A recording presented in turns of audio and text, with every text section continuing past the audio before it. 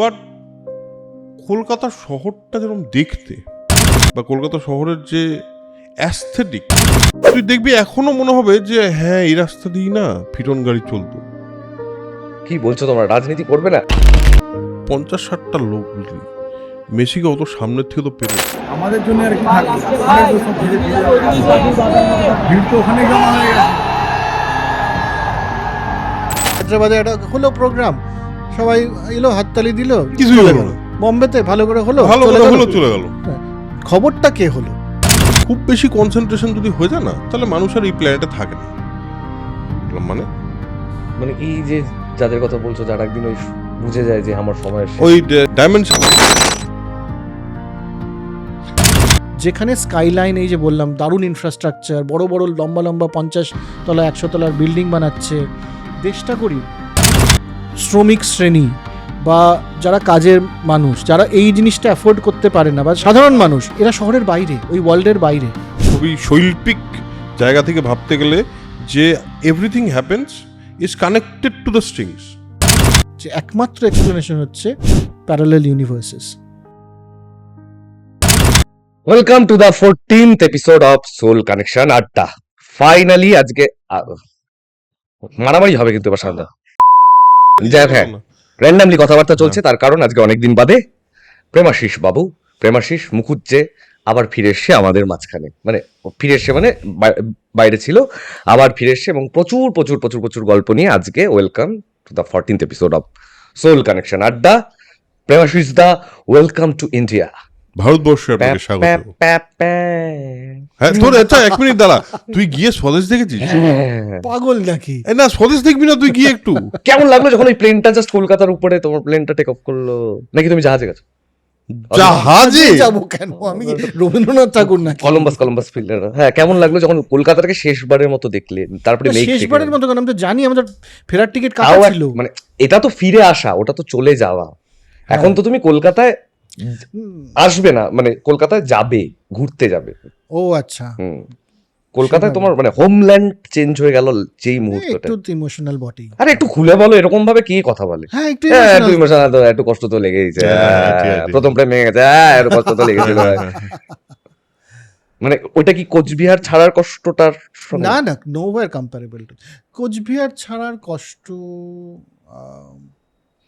I don't, না মনে নেই কোচবিহার ছাড়ার কষ্টটা ঠিক। আমরা এইটা নিয়ে না একটা আমরা আমাদের আগেরবার ওই কথা এপিসোডে বললাম, এইটা নিয়ে কথা বললাম অনেকটা, রুটস ছাড়া নিয়ে কথা হ্যাঁ, বাড়ি বলেছিলাম। ছাড়ার গল্প বলো তো। প্রথম মানে ফার্স্ট যে এবার আমি আর বাড়িতে ফিরবো আর কি, এবার আমার বাইরেই থাকতে হবে। হ্যাঁ, সেটা তো আমার ক্ষেত্রে তো ইট ওয়াজ, আমি তো জানতামই, আমি অ্যাকচুয়ালি জানতাম, প্রেমাশিসও বোধহয় আমার মনে হয় জানতো, আমিও জানতাম যে আমি সারা জীবন কিন্তু শিলিগুড়িতে থাকবো না। কারণ আমার সবসময় মনে হচ্ছিল যে বড় কিছু করতে হবে, একটা বড় কিছু করতে গেলে আমাকে হয়তো বম্বে যেতে হবে, কিংবা কলকাতা যেতে হবে, কিংবা বিদেশ যেতে হবে, যে কোনো একটা কিছু ভাবছিলাম। বাট সিনেমা বানাবো এটা তো মোটামুটি ঠিকই ছিল। তো যখন 2008-এ যখন বাড়ি ছাড়ি, তখন আমার মনে হয়েছিল যে যাবো, থাকবো, আবার ফিরবো, বোধহয় আবার থাকবো ফিরবো, এই করতে করতে করতে করতে একটা পয়েন্টে কলকাতাটা বাড়ি ফিরে আসা হয়ে গেছে। এখন আমার শিলিগুড়ি যাই ঘুরতে। শিলিগুড়ি যায়। হ্যাঁ, দেখ, এখন মেয়েদের, অন্তত আমি বলছি যে জেনারেলাইজ করছি না, কিন্তু মধ্যবিত্ত বাড়ির বা ভারতীয় মধ্যবিত্ত বাড়ির মেয়েদের দীর্ঘকাল অবধি কিন্তু এই ফিলটা ছিল যে যেই বাড়িতে তারা বড় হচ্ছে, তারা জানে যে এই বাড়িটা আমার ফাইনালি থাকবে না। ঠিক। আমি আজ থেকে 10 বছর হতে পারে, 15 বছর হতে পারে, আরও কমও হতে পারে, তারপরে এই বাড়িটা আমি ছেড়ে দিয়ে যাব, এই শহরটা হয়তো আমি ছেড়ে দিয়ে যাব, অন্য একটা কোথাও আমাকে যেতে হবে। কোথায় যেতে হবে আমি জানি না। কাজেই যেখানে তারা বড় হয় সেই বাড়িটা তাদের নিজের হয় না। এটা খুব একটা দুঃখজনক, কিন্তু হতো না অ্যাটলিস্ট, মানে এই জেনারেশনে এসে হয়তো ব্যাপারটা তো ঠিক হচ্ছে। সেই ব্যাপারটা আমি খানিকটা বুঝি, কারণ হচ্ছে আমিও খুব ছোটোবেলা থেকে, স্কুলে পড়ার সময় থেকেই, 8-9 থেকেই আমি জানতাম যে আমি কোচবিহারে থাকবো না, এই বাড়িটা আমার বাড়ি হবে না, এটা আমার জানাই ছিল। সেই কারণে কোচবিহার ছাড়ার আলাদা করে কোনো বিশেষ দুঃখ হয়নি, সেটার একটা প্রিপারেশন হয়েছে বহুদিন যাবৎ। যে হ্যাঁ, এটা তো জানা কথাই যে আমি 11-12-এর পর, মানে 12 পাস করার পর আমাকে তো এই শহরটা ছেড়ে যেতেই হবে, এটাই তো কথা ছিল। এই আলাদা করে কোনো কষ্ট হয়নি সেটার জন্য, সেটা বরঞ্চ পরে গিয়ে ওটার নস্টালজিয়া হয়েছে, পরে গিয়ে ওটাকে মিস করা হয়েছে, কিন্তু সেই সময় কোনো আলাদা করে অনুভূতি হয়নি। কিন্তু দেশ ছেড়ে যেতে হবে এই ভাবনাটার প্রিপারেশন খুব বেশি দিনের নয় আমার। তুমি তো মাঝখানে অনেকদিন ছিলে, বোধহয় বাইরে ছিলাম যেই কাজকর্ম করি তাতে একটা ওই প্রিপারেশন তো ছিলই যে হ্যাঁ আমি গ্লোবালি কাজ করছি, কাজে কোনো সময় বাইরে গিয়ে কাজ করছি, কোনো সময় এখানে এসে কাজ করছি। এমনও বছর গেছে, সে আজ থেকে 10 বছর আগে, যে হয়তো আমি 100 দিনই বাইরে ছিলাম বছরের। তো বাইরে থাকা আবার ফিরে আসা, এটা তো ছিলই, কিন্তু চলে যেতে হবে এক জায়গায় অন্যখানে, মানে ঠাই নাড়া হতে হবে, মানে বেসটাই অন্য জায়গায়। প্রিপারেশন খুব বেশি দিন যেহেতু ছিল না। আর কলকাতা শুধু নয়, কলকাতা বা তোর বেনারস বা লখনৌ, এই যে পুরনো শহরগুলো, সেগুলোর না একটা নিজস্ব ভর কেন্দ্র আছে, নিজস্ব একটা ভর আছে, সেগুলো তোকে আকৃষ্ট করে রাখে। এই শহরগুলোকে ছেড়ে যাওয়া খুব সহজ নয়। যে জিনিসটা হয়তো ধর তোর চণ্ডীগড়ে হবে না, হ্যাঁ, বা এমন শহর যেটার বিরাট হিস্ট্রি নেই, বিরাট লিগেসি নেই, বিরাট একটা সাংস্কৃতিক ব্যাকগ্রাউন্ড এবং যেটার এখন একটা কন্টিনিউটি সেটা নেই, সেটার ভর হয়তো একটু কম বলে আমার মনে হয়। তো কাজে সেই শহরগুলো ছাড়া অনেকের পক্ষে হয়তো সহজ হয়। কলকাতা ছাড়া খুব মুশকিল, বেনারস ছাড়া খুব মুশকিল। বন্ধু বান্ধব বলেছে যে কলকাতার যারা মানে কলকাতায় নাই, হয়তো কলকাতা কয়েক বছর থেকে বিদেশ চলে গেছে, তারা মানে বেশ কলকাতার কথা খুব মনে পড়ে। অদ্ভুত অদ্ভুত জিনিসপত্র যেগুলো আমরা হয়তো কলকাতায় বসে ভাবি যে ভাই এটা তো প্রবলেমেটিক, মানে এই আড্ডা, চিৎকার, মিছিল, বাসের আওয়াজ, ওগুলো আবার বিদেশে গিয়ে নস্টালজিক হয়ে যায়। ধর যেমন আমি ওখানে গিয়ে একটা শহর যেটা অনেক বেশি, শহরটা আমি দেশটা বলছি না, কিন্তু ম্যানিলা শহরটা ইনফ্রাস্ট্রাকচার অনেক ভালো, হ্যাঁ, সেখানে সেফটি সিকিউরিটি অনেক বেশি, বাকি সুযোগ সুবিধে অনেক বেশি। কিন্তু কলকাতায় নেমে যেটা, এবং AQI অসম্ভব কম, হ্যাঁ, তো কাজেই শব্দ নেই, হর্নের শব্দ শুনতে পাচ্ছি না, এমনি কোনো শব্দ শুনতে পাচ্ছি না, সবই ঠিক আছে। এবং কলকাতা যখন নেমে বেরোলাম এয়ারপোর্টে 1 মাসেই আমি বললে পরে ধৃষ্টতা, কিন্তু প্রথমেই যেটা মনে হয় মানুষের যে 5টা সেন্স দিয়ে শহরটা হিট করছে, শব্দ, গন্ধ, দৃশ্য, হ্যাঁ, হাওয়া, সমস্ত কিছু দিয়ে হিট করছে। কিন্তু বেরিয়ে আমার প্রথম মনে হলো যে একটা চায়ের দোকানে দাঁড়িয়ে চা খাই, সাথে যেটা খাই সেটা খাই, হ্যাঁ। তো এই একটা ভরকেন্দ্র আছে কলকাতার, এটা আমি কিন্তু ফিল করে, মানে আরও বেশি করে করলাম এবার, যে কলকাতাকে ছেড়ে যাওয়া খুব একটু ডিফিকাল্ট আছে। না, আমি তো নিজেই অবাক হয়ে যাই যে আগে যখন ছোটবেলায় কলকাতা আসতাম, চাই না, কলকাতার প্রতি আমার একটা ছোটবেলা থেকে একটা টান ছিল, যেহেতু আমার বাবারা যেহেতু কলকাতায় বড় হচ্ছে, বা দাদুরা যেহেতু, মানে বাবারা অনেকটা সময় কলকাতা ছিল আর কি। যেহেতু আমার দাদুরও আমি মানে সবসময় ছোটবেলায় কলকাতার গল্প শুনতাম বাবা পিসিদের কাছ থেকে বা জেঠুর কাছ থেকে, আমার কলকাতা সম্পর্কে না একটা বেশ ফ্যান্টাসি শহর টাইপের একটা আইডিয়া ছিল। এবং যখন আমি কলকাতায় আসতাম, আমার এত অদ্ভুত লাগতো ব্যাপারটা, ট্রাম চলছে, এত বড় বড় বাস চলছে, একদম ছোটবেলার কথা বলছি, ভিড় একটা, এত ভিড়, আর এত বড় বড় রাস্তা, বিরাট রাস্তা, হ্যাঁ, আর এত বড় নাকি এখান থেকে একটা জায়গা শহরে যেতে নাকি 1 ঘন্টা লাগে এরকম, মানে, এবং লোকাল ট্রেন, মেট্রো তো আমি দেখেছি, মানে আমি ছোটবেলা তো মেট্রো চলেছি, মেট্রো খোঁড়াখুড়িও দেখেছি, হ্যাঁ, খোঁড়াখুড়িও দেখেছি আমি। আমিও দেখেছি। সরকার জুনিয়রের প্রথম ম্যাজিক শো যখন দেখছি মহাজাতি সদনে, তখন ওই রাস্তাটাতে মেট্রোর খোঁড়াখুড়ি চলছে। হ্যাঁ, আমিও খোঁড়াখুড়ি দেখেছি। মেট্রো শুরু হয়েছে 86-এ, 86-এ বোধহয়, 86 না 89 বা 80 এরকমই কিছু একটা সময়। আমি একদম ছোটবেলায় আমার মনে আছে, আমি কিন্তু খোঁড়াখুড়ি দেখেছি, এবং খোঁড়াখুড়ি দেখে মানে রাস্তাঘাটের যা তা অবস্থা হয়েছিল। কিন্তু আমি যখন আসতাম আমার মনে হতো যে এটা দারুণ ব্যাপার, শিলিগুড়ি চলে গেলে আমার মন খারাপ হয়ে যেত, ঠিক আছে, এটা হতো। তারপর আবার শিলিগুড়িতে যেরকম যথারীতি বন্ধুবান্ধব মিলে সব মিলে আনন্দ, আমাদের সময় শিলিগুড়িটা সুন্দর শহরও ছিল, সেই নিয়ে কোনো সন্দেহ নেই। কিন্তু এখন যখন আমি শিলিগুড়ি ফিরি, তখন না আমার একটু দমবন্ধ লাগে। এটা শুনতে হয়তো অদ্ভুত লাগবে, কিন্তু দমবন্ধ লাগে। তার কারণ হলো, আমার মনে হয় প্রথমত শিলিগুড়িটা প্রচণ্ড কনজাস্টেড হয়ে গেছে, এবং শিলিগুড়িতে মানুষ যা হর্ন বাজায়, ওরে বাবা, শিলিগুড়ির ট্রাফিক গো। আর আমি বলছি যদি আপনারা শিলিগুড়ির লোক হয়ে থাকেন একটু প্লিজ হর্ন থেকে হাতটা সরান। এত কি আছে হর্ন বাজানোর? লোকে গাছকে হর্ন দেয় রে, আমি দেখেছি। বাম্পারে যেতে গিয়ে বাম্পারের উপর দিয়ে যাওয়ার সময় রিফ্লেক্সে হর্ন বাজায়, বাম্পারকে হর্ন দিচ্ছে। আমি ইয়ার্কি মারছি না, তোরা এটা আমি তোদের চোখের সামনে দেখাতে পারি উদাহরণ। তারা দাঁড়িয়ে থাকবো এক জায়গায় বাম্পারে, দেখ 6টা লোক গেল, 3-4টে লোক কিন্তু হর্ন দিয়ে গেল। মানে এটা একটা অভ্যাসের মধ্যে হয়ে গেছে শিলিগুড়ির। আমি শিলিগুড়ির গাড়িতে উঠলে জেনারেলি আমি আইদার একটা নয়েজ ক্যান্সেলেশন ইয়ারফোন বা হেডফোন গুঁজে রাখি কানে, না হলে আমি নিতে পারি না। কলকাতা শহরে তাও ভাবতো কলকাতা শহরেও নাকি এত সাউন্ড পলিউশন, সেটা কিছুই না শিলিগুড়ির ঠিক কাছে। আছে, সত্যি। আর এত টোটো মেন রাস্তায়, মানে যতদিন ওই ফ্লাইওভারটা হচ্ছে, অনেকটা কাজে গেছে, যতদিন ওই ফ্লাইওভারটা হচ্ছে শিলিগুড়ির ট্রাফিক কন্ট্রোল করা। না, তবে কলকাতা শহর প্রথম দেখার একটা যে ব্যাপার ছিল না আমাদের নর্থ বেঙ্গলের লোকজনের কাছে, সেটা হচ্ছে যারা কলকাতায় বড় হয়েছে তারা তারা বুঝতেই পারবে তারা না। বুঝতে পারছে না। যেমন ডুয়ার্স প্রথম দেখলে পরে কেমন লাগে সেটা আমরা আমরা বুঝতে পারি বুঝতে না। পারবো না। ঠিক ঠিক তো ঠিক। তেমনি ব্যাপারটা কলকাতাকে আমার প্রথম দেখার দৃশ্যটা হচ্ছে ওই তখন কাঠের বাস হতো না, এই বাসগুলো তখন কাঠের পাটাতন, হ্যাঁ, সেখানে অদ্ভুত লাগতো যে বসার সিট কম, দাঁড়ানোর জায়গা বেশি, ওই সাইড ওয়াইজ সেখানে দাঁড়িয়ে। এবং তখন আমি ছোট, ভিড়ের মধ্যে জানলাটা একটু খোলা, ওখান থেকে এইটুকু এই অ্যাঙ্গেলে দেখছি রাস্তাটাকে, যেখান দিয়ে ট্রাম যাচ্ছে, ট্রামের চাকা এবং অল্প একটু দেখা যাচ্ছে। সেটা আমার ভিজুয়াল খুব ক্লিয়ার যে ওই অ্যাঙ্গেলে আমি কলকাতাকে এক্সপ্লোর করেছি। তুই দোতলা বাসে উঠেছিস? দোতলা বাসে উঠেছি আমি, আমিও উঠেছি। দোতলা বাসে কলকাতায় তুই উঠেছি। উঠেছিস?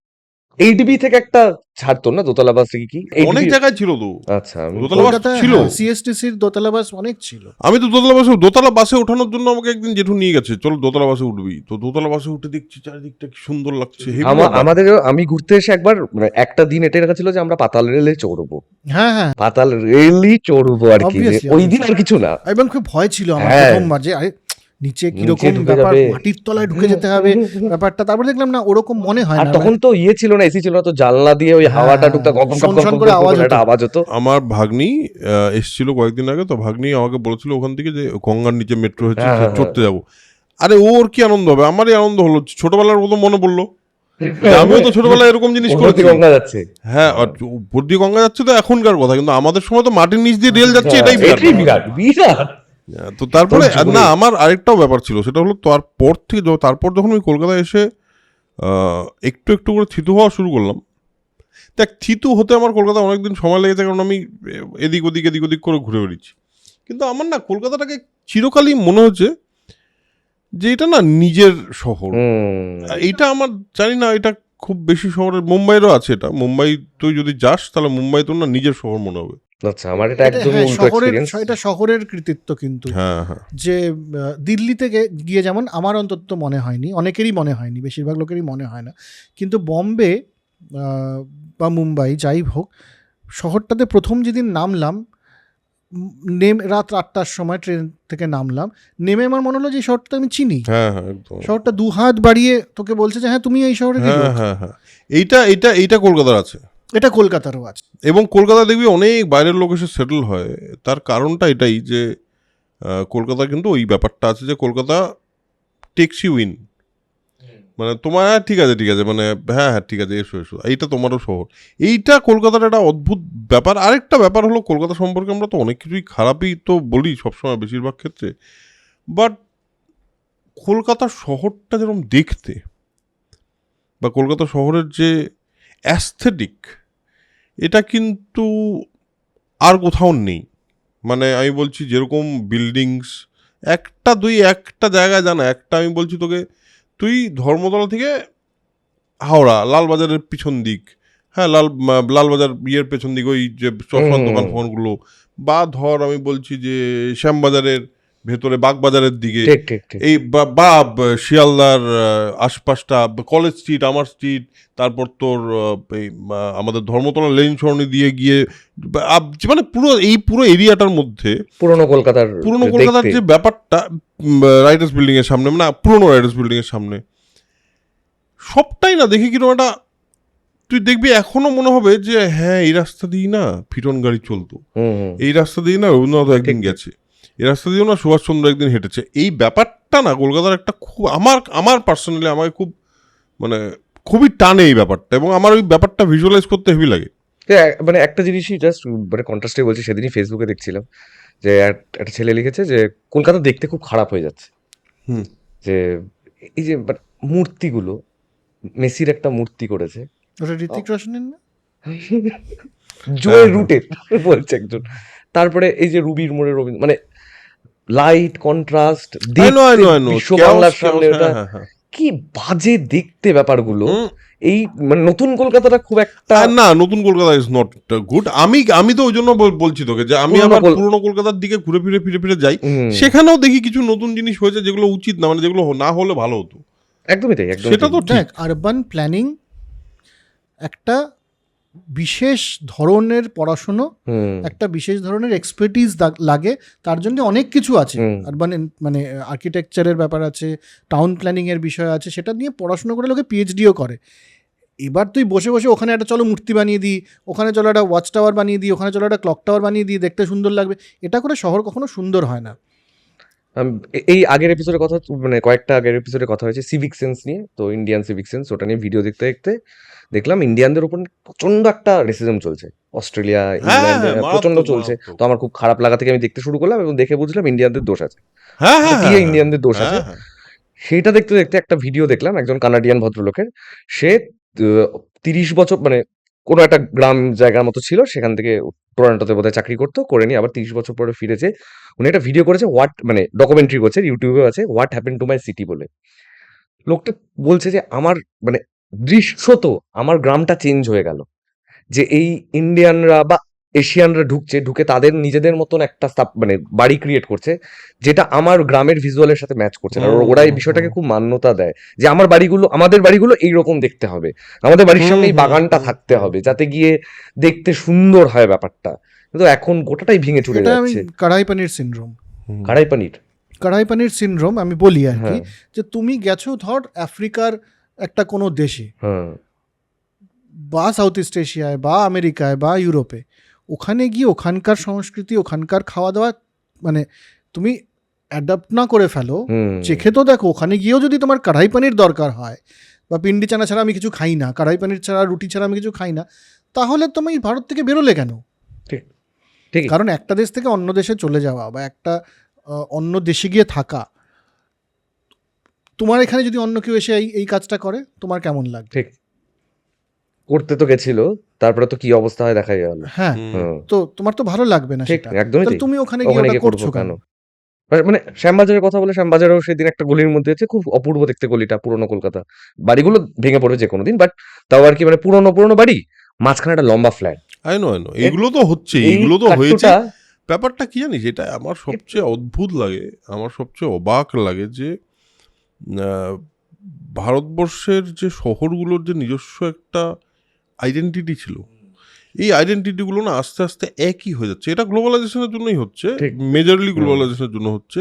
যে আজকে মুম্বাইকে যেরকম দেখতে ছিল আগে, এখন মুম্বাইয়ের স্কাইলাইন আর নিউ ইয়র্কের স্কাইলাইনের মধ্যে ডিফারেন্সটা হলো টাকার, বুঝলি? ব্যাপারটা একই রকম হয়ে গেছে। ঠিক।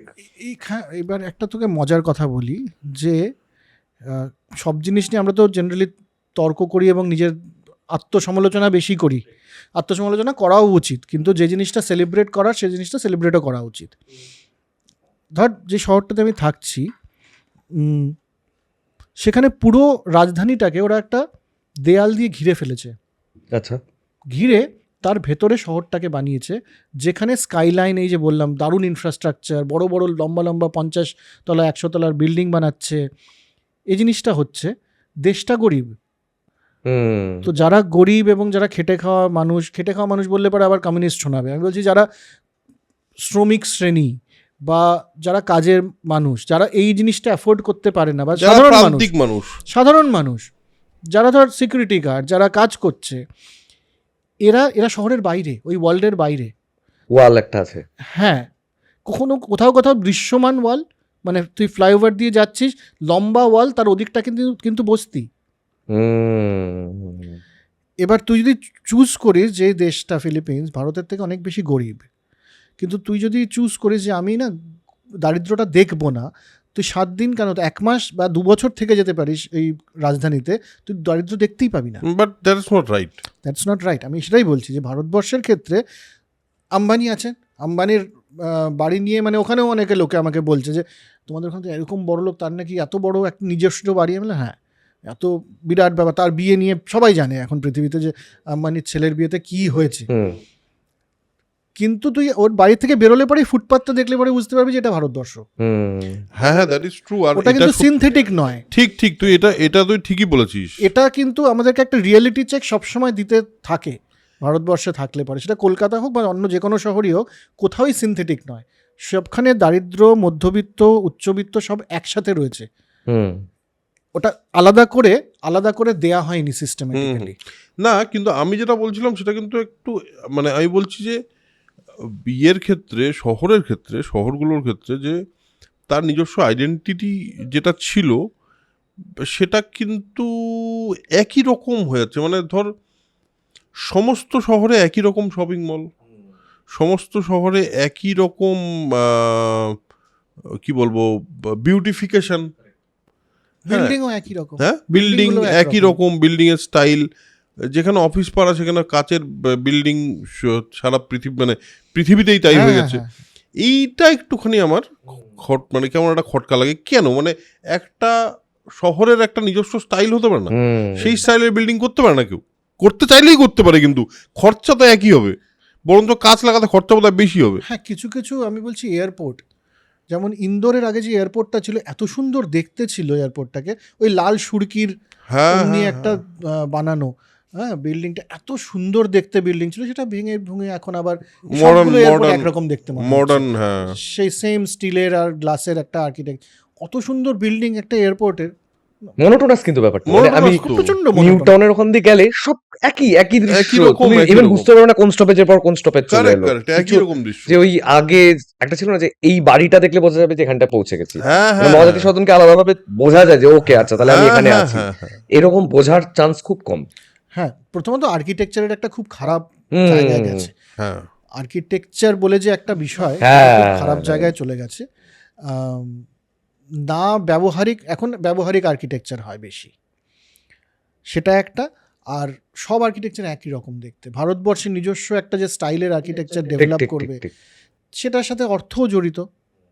যত ধনী দেশ, যেমন আমেরিকার লোকে নিশ্চয়ই এই ধরনের জিনিস দেখে আউট অফ প্লেস মনে হয় না, কারণ ওটার ধরনেই বানানো। নিউ ইয়র্ক, ম্যানহাটনের ধরনে বানানো। আমেরিকাই শুরু করেছে ওই ধরনটা, তারপর তো সবাই কপি করেছে। তো এবার তাদের মনে হয় না, কিন্তু ভারতবর্ষের আর্কিটেকচার তো তখনই আর্কিটেকচার দিয়ে সুন্দর করে বিল্ডিং বানাবে, নিজস্ব আমাদের স্ট্রাকচারগুলো, যখন দেশটা বড় লোক হবে, যখন দেশটার কাছে অর্থ থাকবে। কিন্তু তুই দেখ গ্রিস, তুই দেখ ইংল্যান্ড, তুই দেখ ইংল্যান্ডের অনেকটা, তুই দেখ অস্ট্রিয়া, জার্মানি, এদের যে এখনো অবধি ওদের অনেকটা কিন্তু ধরে রাখা আছে। আমি ওই একটা জিওগেসার বলে একটা গেম খেলি মাঝে মাঝে, সেখানে গিয়ে মাঝে মাঝে বিভিন্ন দেশে ছেড়ে দেয়, বলে কোন দেশ আইডেন্টিফাই করতে হবে। হেভি মজার খেলা, যদি জিওগেসার দারুণ মজার খেলা, সবাই মিলে খেলতে হেভি মজা লাগে।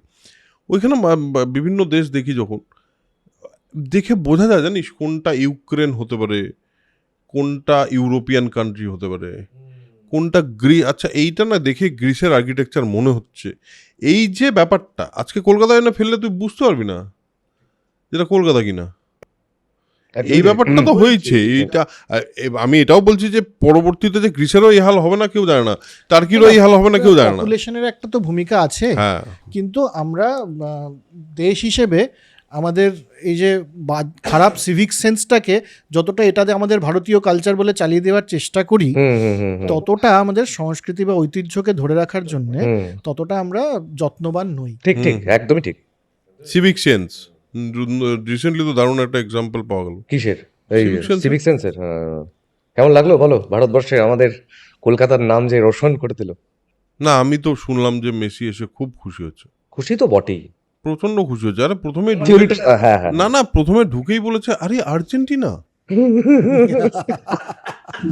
সত্যি কি ভালোবাসা বলো তো এয়ারপোর্টে, মানে তাই না? তুই ভাব একটা দেশ, একটা শহর যেটা ওর শহর নয়, সেখানে আর্জেন্টিনার ফ্ল্যাগ দেখতে পাচ্ছ চারিদিকে। শুধু সাদা আর নীল। আইডেন্টিফাই করেনি কোনদিন ভারত বলে একটা শুধু সাদা দেশ আর টেস নীল। রয়েছে, শুধু সাদা আর নীল বলে আর্জেন্টিনাই তো ভেবেছো। সত্যি এই অরূপ জন্যই তো ওভার, আমি দেখেনি কেউ, মেসির চোখে জল চলে এসছে, আমি বলছি তোকে। অরূপ বিশ্বাস যেভাবে আপন করে নিয়েছে মেসিকে, আরে না না, সবাই মিলে, সবাই মিলে তোরা অভূতপূর্ব অভূতপূর্ব।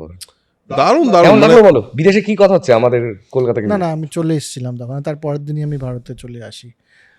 তো দাদা নাম তো হলো, সারা পৃথিবী সারা জানলো তো। পৃথিবীতে জানলো তো, সত্যি সারা পৃথিবীতে না হলে পরে কলকাতা- বলতে হতো যে ক্যালকাটা, কারণ এখন তো আর সেভাবে বিজনেসের দিক থেকে হোক, ইন্টেলেকচুয়াল এর দিক থেকে হোক, কোনো দিক থেকে তো নাম না, ক্যালকাটা কোন সিটি বা মাদার টেরেসার সিটি সেই হিসেবে চেনা হতো, যেটা 25-30 বছর আগেকার ঘটনা।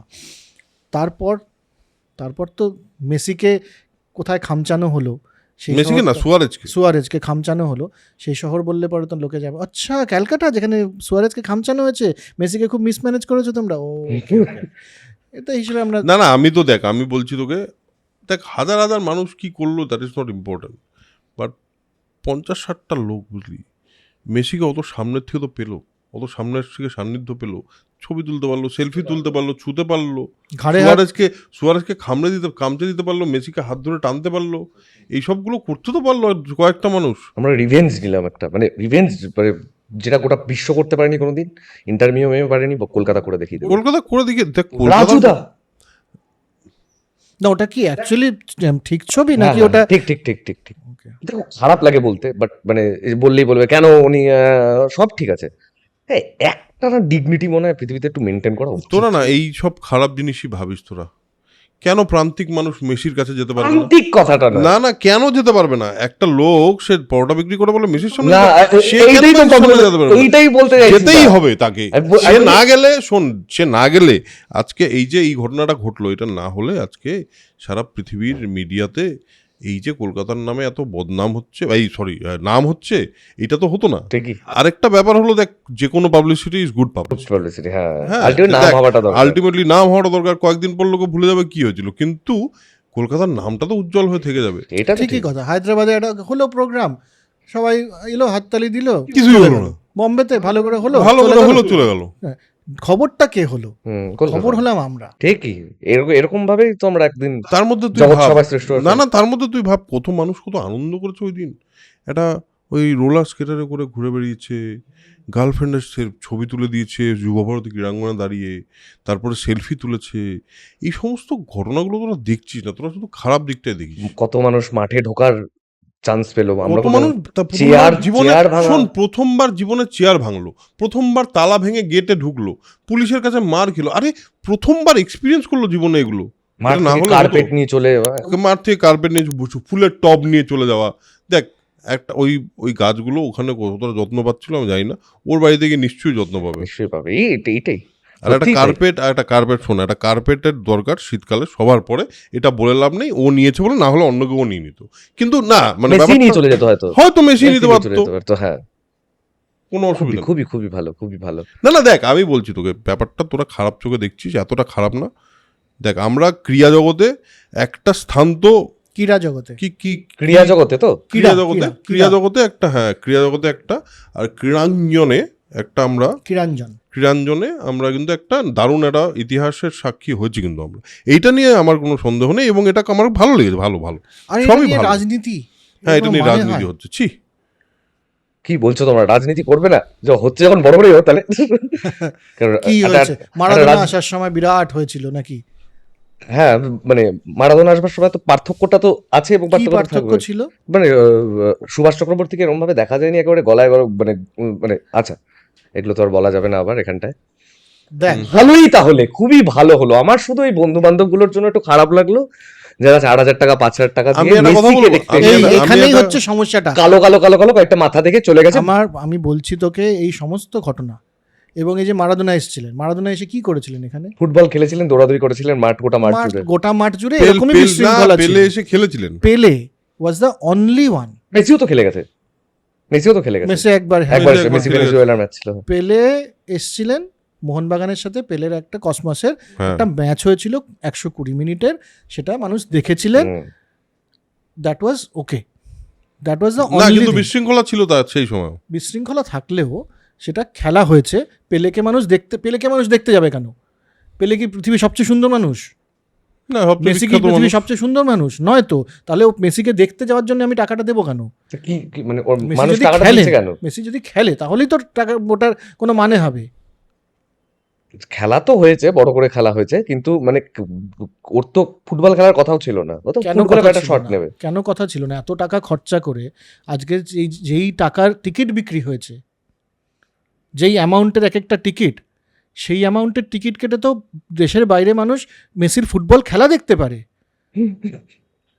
সেই অ্যামাউন্টের টিকিট কেটে মানুষ মেসিকে দেখতে গেছে কেন? মানে 16,000 কেন টাকার টিকিট। এই ধরনের একটা ওহ, অনুষ্ঠান কেন ডিজাইনই বা করা হলো যে মেসিকে দেখতে পাবে তোমরা, স্টেডিয়ামের মাঝখানে বসে থাকবে উনি? আরে না না, এইটা ভালোবাসাটা এইটা- অস্বীকার করে যাচ্ছে কিন্তু। এইটা তুই বললে লাভ নেই। দেখ, আমি তোকে বলছি, দেখ, ইকোনমির একটা নিজস্ব নিয়ম আছে। তুই যতই ইকোনমিস্ট হোস, তুই যতই ফিনান্সের কাজ করিস, বুঝবি না তুই এগুলা। বিদেশে থাকো তো, এটা তুমি আমার, বিদেশি হ্যাঁ, হয়ে এগুলো গেছো। এগুলো বিদেশি এগুলো হয়ে গেছো। আমার, এটা আমার ধারণা। আমি বলছি তোকে, সত্যি সত্যি মাঝে মাঝে না, মানুষের, দেখ, স্টেটের একটা দায়িত্ব থাকে যে মানুষের না মাঝে মাঝে টাকা বেশি হয়ে যায়, খরচা করানো দরকার। এবার দেখ, মাঝে মাঝে দুর্গাপূজা, হ্যাঁ, দুর্গাপূজাতে ভুলভাল খরচা করানো দরকার। মাঝে মাঝে ধর এই টুকটাক তোলাবাজি, এগুলো তো খরচা যদি মানুষের না হয় না, তাহলে ইকোনমির ব্যালেন্সটা থাকে না। তাই হ্যাঁ, ওই জন্যই এই খরচাটা করানো হচ্ছে। আমি বলছি তোকে, তোরা শুধু খারাপ জিনিস দেখিস। সত্যি যে মানুষ ব্ল্যাকে 16,000 টাকা দিয়ে টিকিট কেটে এসে মানে ওই ভিড়টা যে দেখলো, আর কতগুলো ভাঙা চেয়ার দেখলো, খুবই খুবই এগুলো এগুলো যে তুই ভাব, ইকোনমির। হ্যাঁ, একটা কথা বল, এই লোকগুলোর কাছে সারা জীবনের একটা গল্প থাকলো, ওই দিন মেসির মাঠে আমি ছিলাম, থাকলো কি থাকলো না? মেসির কাছেও থাকলো, মেসির কাছেও থাকলো, মেসির কাছেও থাকলো, পুরো গেছিলাম গানটা, একটা হ্যাঁ। জায়গায়, মেসি কোথাও আজ পর্যন্ত কি খেলেছে যেখানে চেয়ার টেয়ার নিয়ে ভাঙাভাঙি হয়েছে? কোথাও হয়নি আজ স্টেডিয়ামে অব্দি। এই কোথাও পাবে না, বিশৃঙ্খলা। কোথাও পাবে না। মেসি পরে ভিডিওতে, মেসির autobiography-র জন্য wait কর। আরেকটু থাকলেও তো বলেছে, সুয়ারেজকেও হ্যাঁ। আরেকটু থাকলেও তো মজা হতো। হ্যাঁ, আমি বলছি মেসির আত্মজীবনের জন্য তোরা অপেক্ষা কর, হ্যাঁ, এই দিনটা এই দিনটাও লিখবে, স্বর্ণাক্ষরে লিখবে, ওটা আলাদা করে, স্বর্ণাক্ষর হোক বা আলাদা করে। আমি বলছি তোকে, ওই অগ্নি জেলের একটা যে পেন পাওয়া যায় না, গ্লিটারি, ওটা দিয়ে লিখবে। শুধু দর্শকবৃন্দ, আপনারা যারা পরিবর্তন পরিবর্তন করে লাফাচ্ছেন, লাফাবেন না। এই দুটো মানুষের মতন পজিটিভিটি জীবনে আনুন, দেখবেন মানে ওই যে 34 বছর 15 বছর একটু কোনো ব্যাপারই না, এরপর 60 লক্ষ বছর ধরে একটাই পলিটিক্যাল পার্টি আমাদের হবে, কারণ আমরা এতটাই বাঙালিরা এতটা পজিটিভ। আমরা সব কি সুন্দরভাবে জাস্টিফাই করে দেওয়া গেল গোটাটাই। আর হ্যাঁ, সত্যি মানে হায়দ্রাবাদে কি মুম্বাইতে কি এমন হলো, এলো কে মনে রাখবে? সবাই দেখতে পেলো মেসিকে। সব অর্গানাইজ হলে দেখতে পিলু। Where is the chaos? শোন, আমি তোকে বলছি, কিছু করতে পেলো কি তারা? দেখ, এখানে আমি করতে আমি পেরেছে আমি তোকে নিজেরা। বলছি, একজন মহাপুরুষ এক সময় লিখেছে, হুম। যা ছিল না সেটা না পাওয়াই থাক, সব পেলে নষ্ট জীবন। ওরা তখন কাঁদছে বাড়িতে। অনুপম রায় এই কথাটি লিখেছেন। এবার উনি এই কথাটি লিখে কি বলে গেছেন, যে এই যে মানুষগুলো যারা পেলো না, এই না পাওয়াটা তাদের জীবনে কতটা মোটিভেটর হিসেবে কাজ করবে জানিস? কোনোদিন আমি নিশ্চয়ই ওয়ার্ল্ড কাপে মেসিকে দেখতে যাব, এইরকম অন্তত পক্ষে 50 জন লোক পরের ওয়ার্ল্ড কাপে, বা ধর একটা মানে কোনো একটা জায়গায় ও এখন যেখানে খেলছে, যেই ক্লাবটায়, ইন্টারভিউ সেখানে যাবে দেখতে। তার জন্য এটা ছোট ইনভেস্টমেন্ট। ছোট ছোট একটা investment। ইনভেস্টমেন্ট। শোন, এটা আসলে 16,000 টাকা, কি এমন ব্যাপার? জীবনের মোটিভেটর, এগুলো জীবনের মোটিভেট। 16,000 টাকা কি রে, কিছুই না। তোমরা ইমিডিয়েটলি ওই থানায় যাও যেখানে শতদ্রু দত্ত আছে, ভদ্রলোক জামিন পাচ্ছেন না। তোমরা বললে আশা করি ভদ্রলোককে শুধু জামিন না, ইনফ্লুয়েন্সার হিসেবে ঘোষণা করে দিতে আচ্ছা, হবে। এটা কিন্তু প্রথমত একটা জিনিস বুঝতে হবে যে স্যাটায়ার মানুষ বোঝে তো। 1 মিনিট দাঁড়াও, এটা আমি একটা সুন্দর করে একটা দিয়ে দিই। স্যাটায়ার এবং সার্কাজম, এই দুটো বিষয় সুনন্দ, তুমি এটার সংজ্ঞা নিচে লিখে দেবে, যে কাকে স্যাটায়ার বলে এবং কাকে সার্কাজম বলে। সেটা যদি না লিখে, যদি আর আমার মনে হয় বৈঠকের দর্শক এতটা বুদ্ধিমান তো বটে। হ্যাঁ, সেটা আছে, কিন্তু মানে বেপাড়ার দর্শক এসে যদি দেখেন তাহলে তার ট্রোলও হয়ে যেতে পারি। না, তোমরা তো ইন্সপিরেশনাল কথাবার্তাই বললে। ট্রোল হওয়ার ভয়ে তুই পাস। না, আমি তো দেশ ছেড়ে চলে যাবো, তখন আমার কোনো চাপ নেই, তোরা থেকে যাবি। আমি ট্রোল হওয়ার ভয় কি পাবো? আমি ভয় টয় পাই তুমি না। মানে তুমি যাওয়ার ট্রাইও করনি, মানে মেসি, আর তুমি তো আবার মেসি তো ভগবান। শোন, কিছু কিছু মানুষের মধ্যে না, একটা কি বলতো, রিসেপ্টার গুলো বড় হয়ে যায় কিছু কিছু মানুষের, তারা আগে থেকে টের পেয়ে যায় কি হতে চলেছে। সত্যি আমি তাদের মধ্যে পড়ি। তুমি ভিড়টা দেখে মোটামুটি বুঝতে পেরেছিলে যে এখানে যাবো না, না। এই দেখ, দেখেছেন, আপনারাও দেখেছেন, এইটা হলেই কত টাকা দাম বলুন তো? 30 টাকা। 16,000 টাকা পাওয়ার দরকার ছিল না।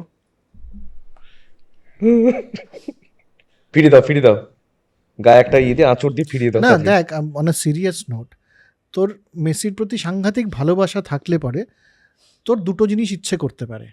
এক হচ্ছে তার বাড়িতে পোস্টার টাঙিয়ে রাখতে পারিস তুই, বা এই যে কি রিং রাখতে পারিস, বা তার ছবি, তার যখনই যে এখানে ইন্টারভিউ দিচ্ছে সেগুলো তুই দেখতে পারিস। এটা এক ধরনের মেসিকে দেখার ইচ্ছে, বা তার খেলা সবগুলো দেখা। খেলা সবগুলো দেখতে পারিস।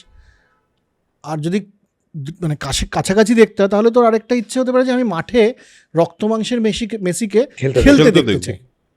এই দুটোর বাইরে মানুষ, আমি প্রথমত বলছি যে দুঃখজনক, তারা যেটা এক্সপেক্ট করেছিলেন তারা সেটা পাননি।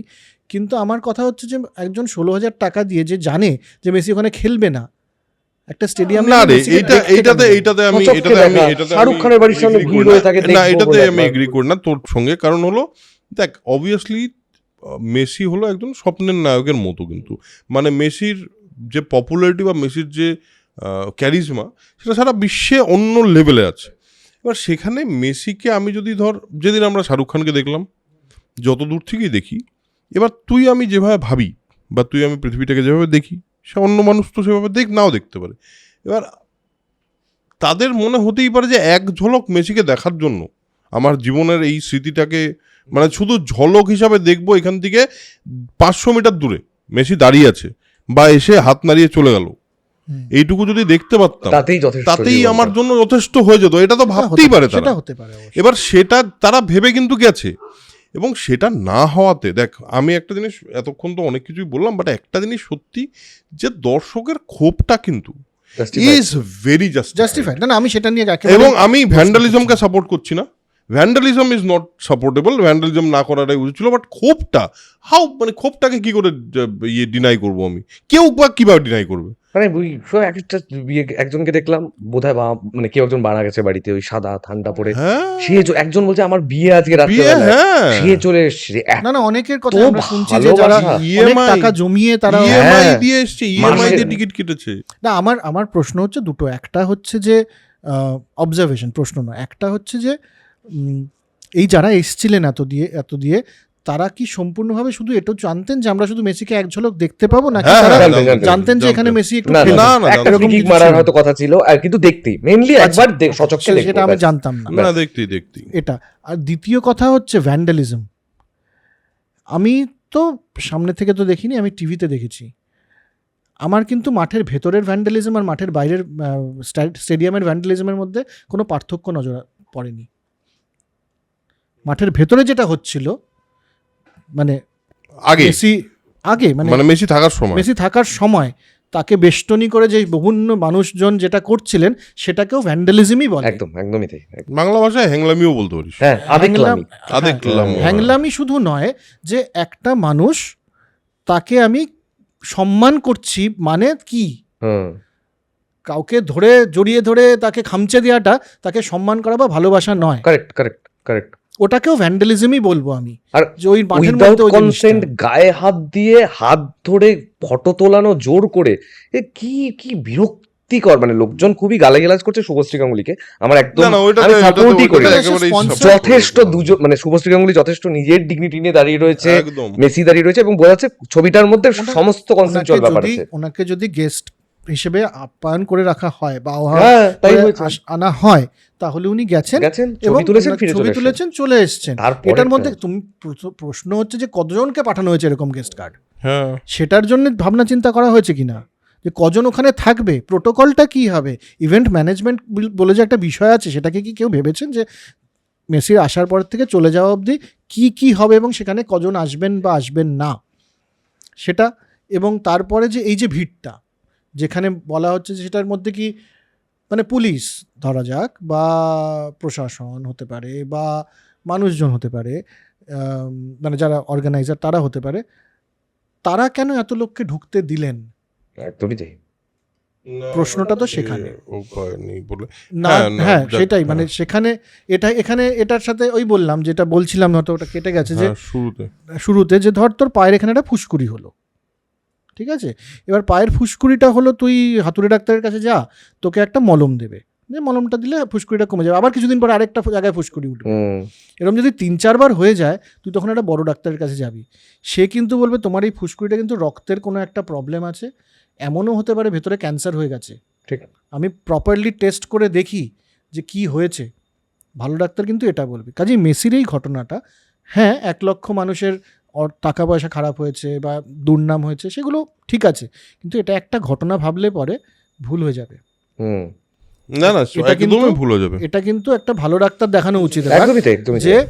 ব্যাপারটা ভেতরে ভেতরে ক্যান্সার হয়ে যায়নি তো, যদি হয়ে থাকে তাহলে পরে কিন্তু সেটার এগুলো শুধুমাত্র মানে সিমটম। একদমই।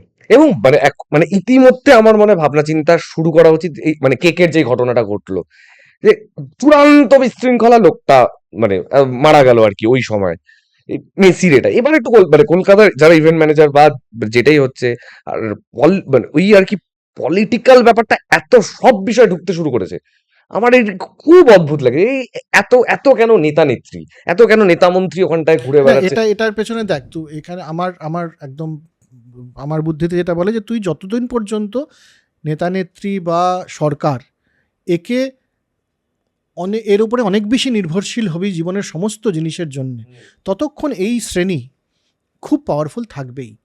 বম্বেতে বা হায়দ্রাবাদে এটা হয়নি, কারণটা কি জানিস? কারণ বম্বে বা হায়দ্রাবাদ বা মহারাষ্ট্র এবং ওখানকার যে অর্থনীতি, সমাজ এবং সমস্ত কিছু, এটা অতটা বেশি রাজনীতি বা অতটা বেশি সরকার নির্ভর নয়। বম্বেতে এটা কোনোদিনও হবে না, কারণ বম্বের অর্থনীতিটা চলে হচ্ছে প্রাইভেট সেক্টর দিয়ে, বিজনেস দিয়ে।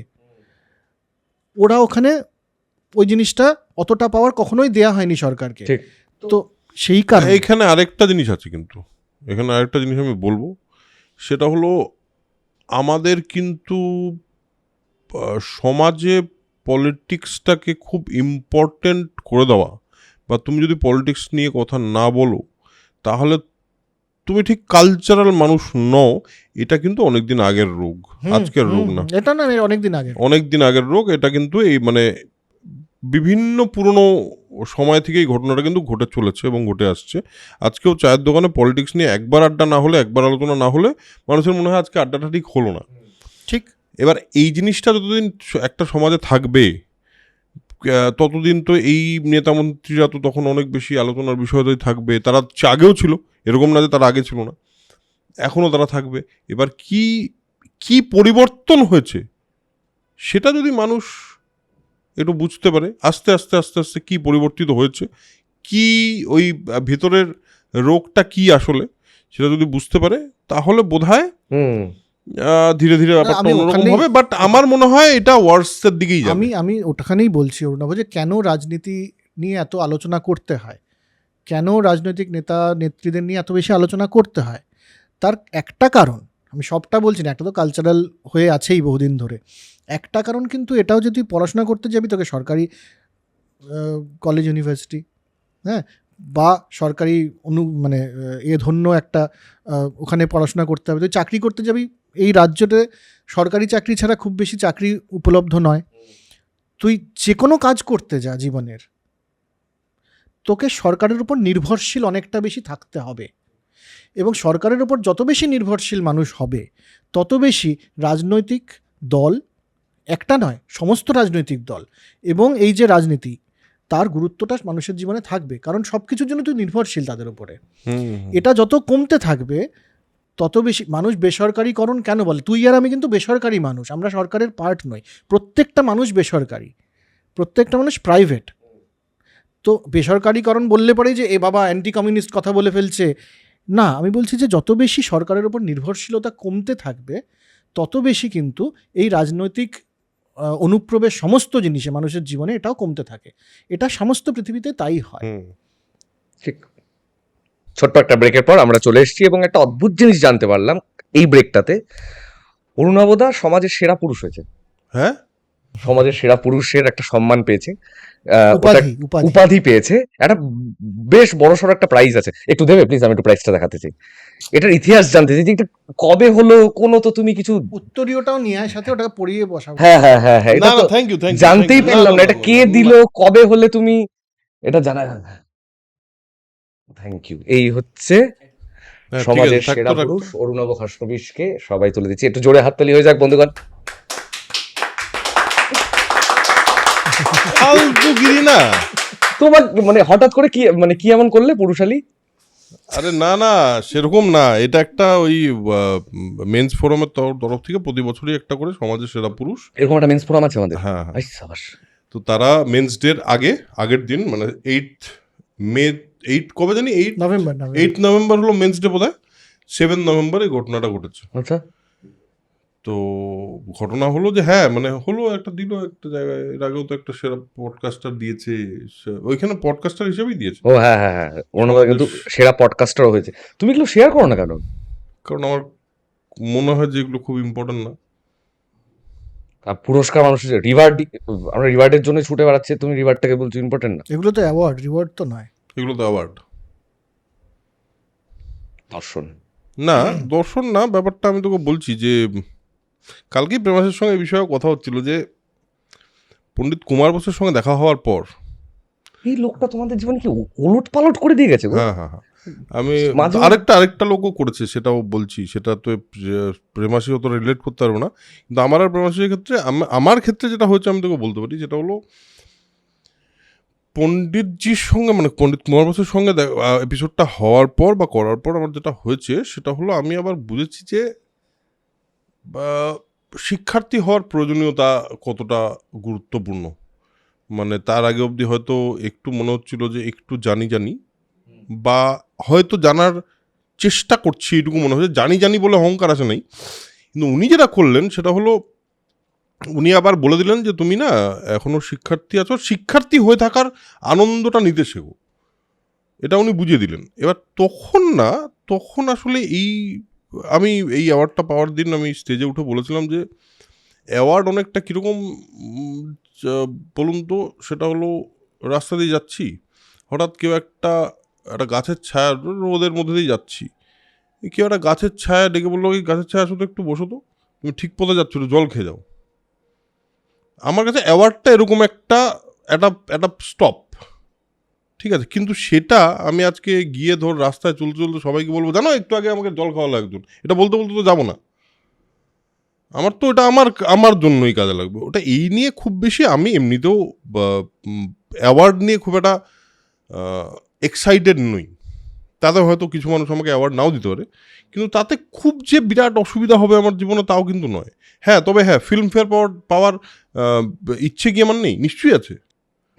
পেলে তো ভালোই লাগবে, কিন্তু এরকম না যে ফিল্মফেয়ার পাওয়ার পরদিন সারা সোশ্যাল মিডিয়াতে আমি কালকে ফিল্মফেয়ার পেয়েছি বলে ঘুরে বেড়াবো। আমার মনে হয় এটা করতে আমার পার্সোনালি ইচ্ছা করে না।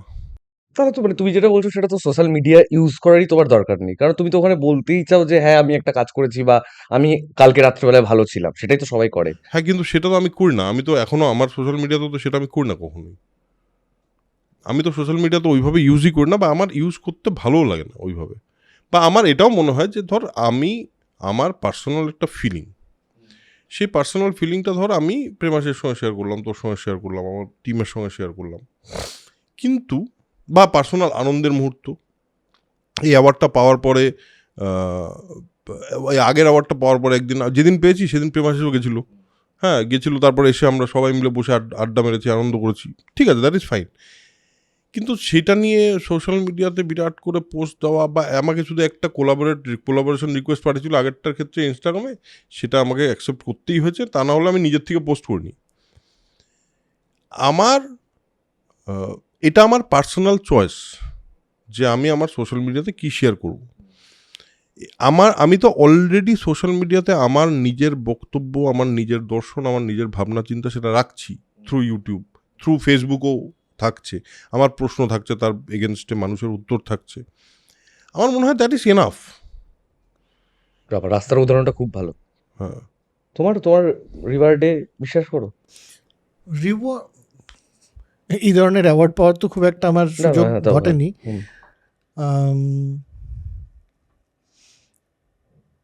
দেখ, ভালো লাগা তো নিজের কাছে অবশ্যই ভালো লাগা আছে।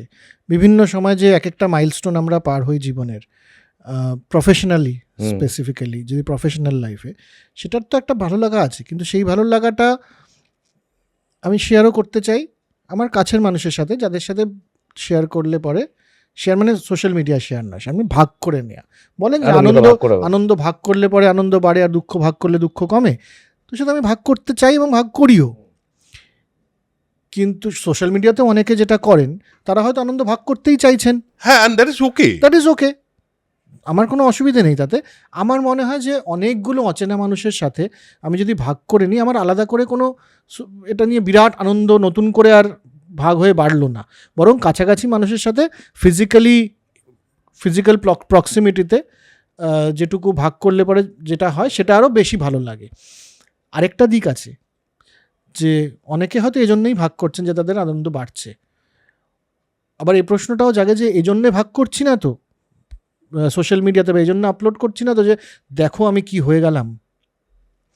সেটার জন্যও যদি কেউ করে থাকেন যে আমি কিন্তু একটা দেখো জায়গায় পৌঁছে গেছি, সেটা একটুখানি, সেটাকে আমার মনে হয় একটু অভদ্রতা। হ্যাঁ, সেই অভদ্রতাটা করার মতো শিক্ষা আমার নেই। আমি আরেকটা জিনিস বলি, সেটা হলো ধর আমার পার্সোনালি মনে হয় যে জীবনে অ্যাওয়ার্ডের চেয়ে রিওয়ার্ডের প্রয়োজনীয়তা বেশি।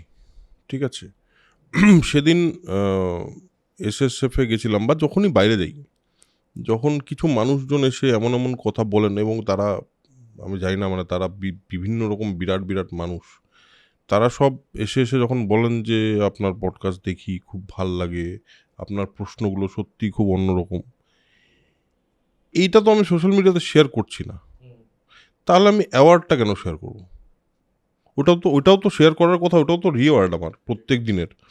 যখনই আমি বাইরে বেরোই তখনই আমি এটা পাই, কোথাও না কোথাও কেউ না কেউ আপনার পডকাস্ট দেখি খুব ভালো লাগে, এটা বলেই।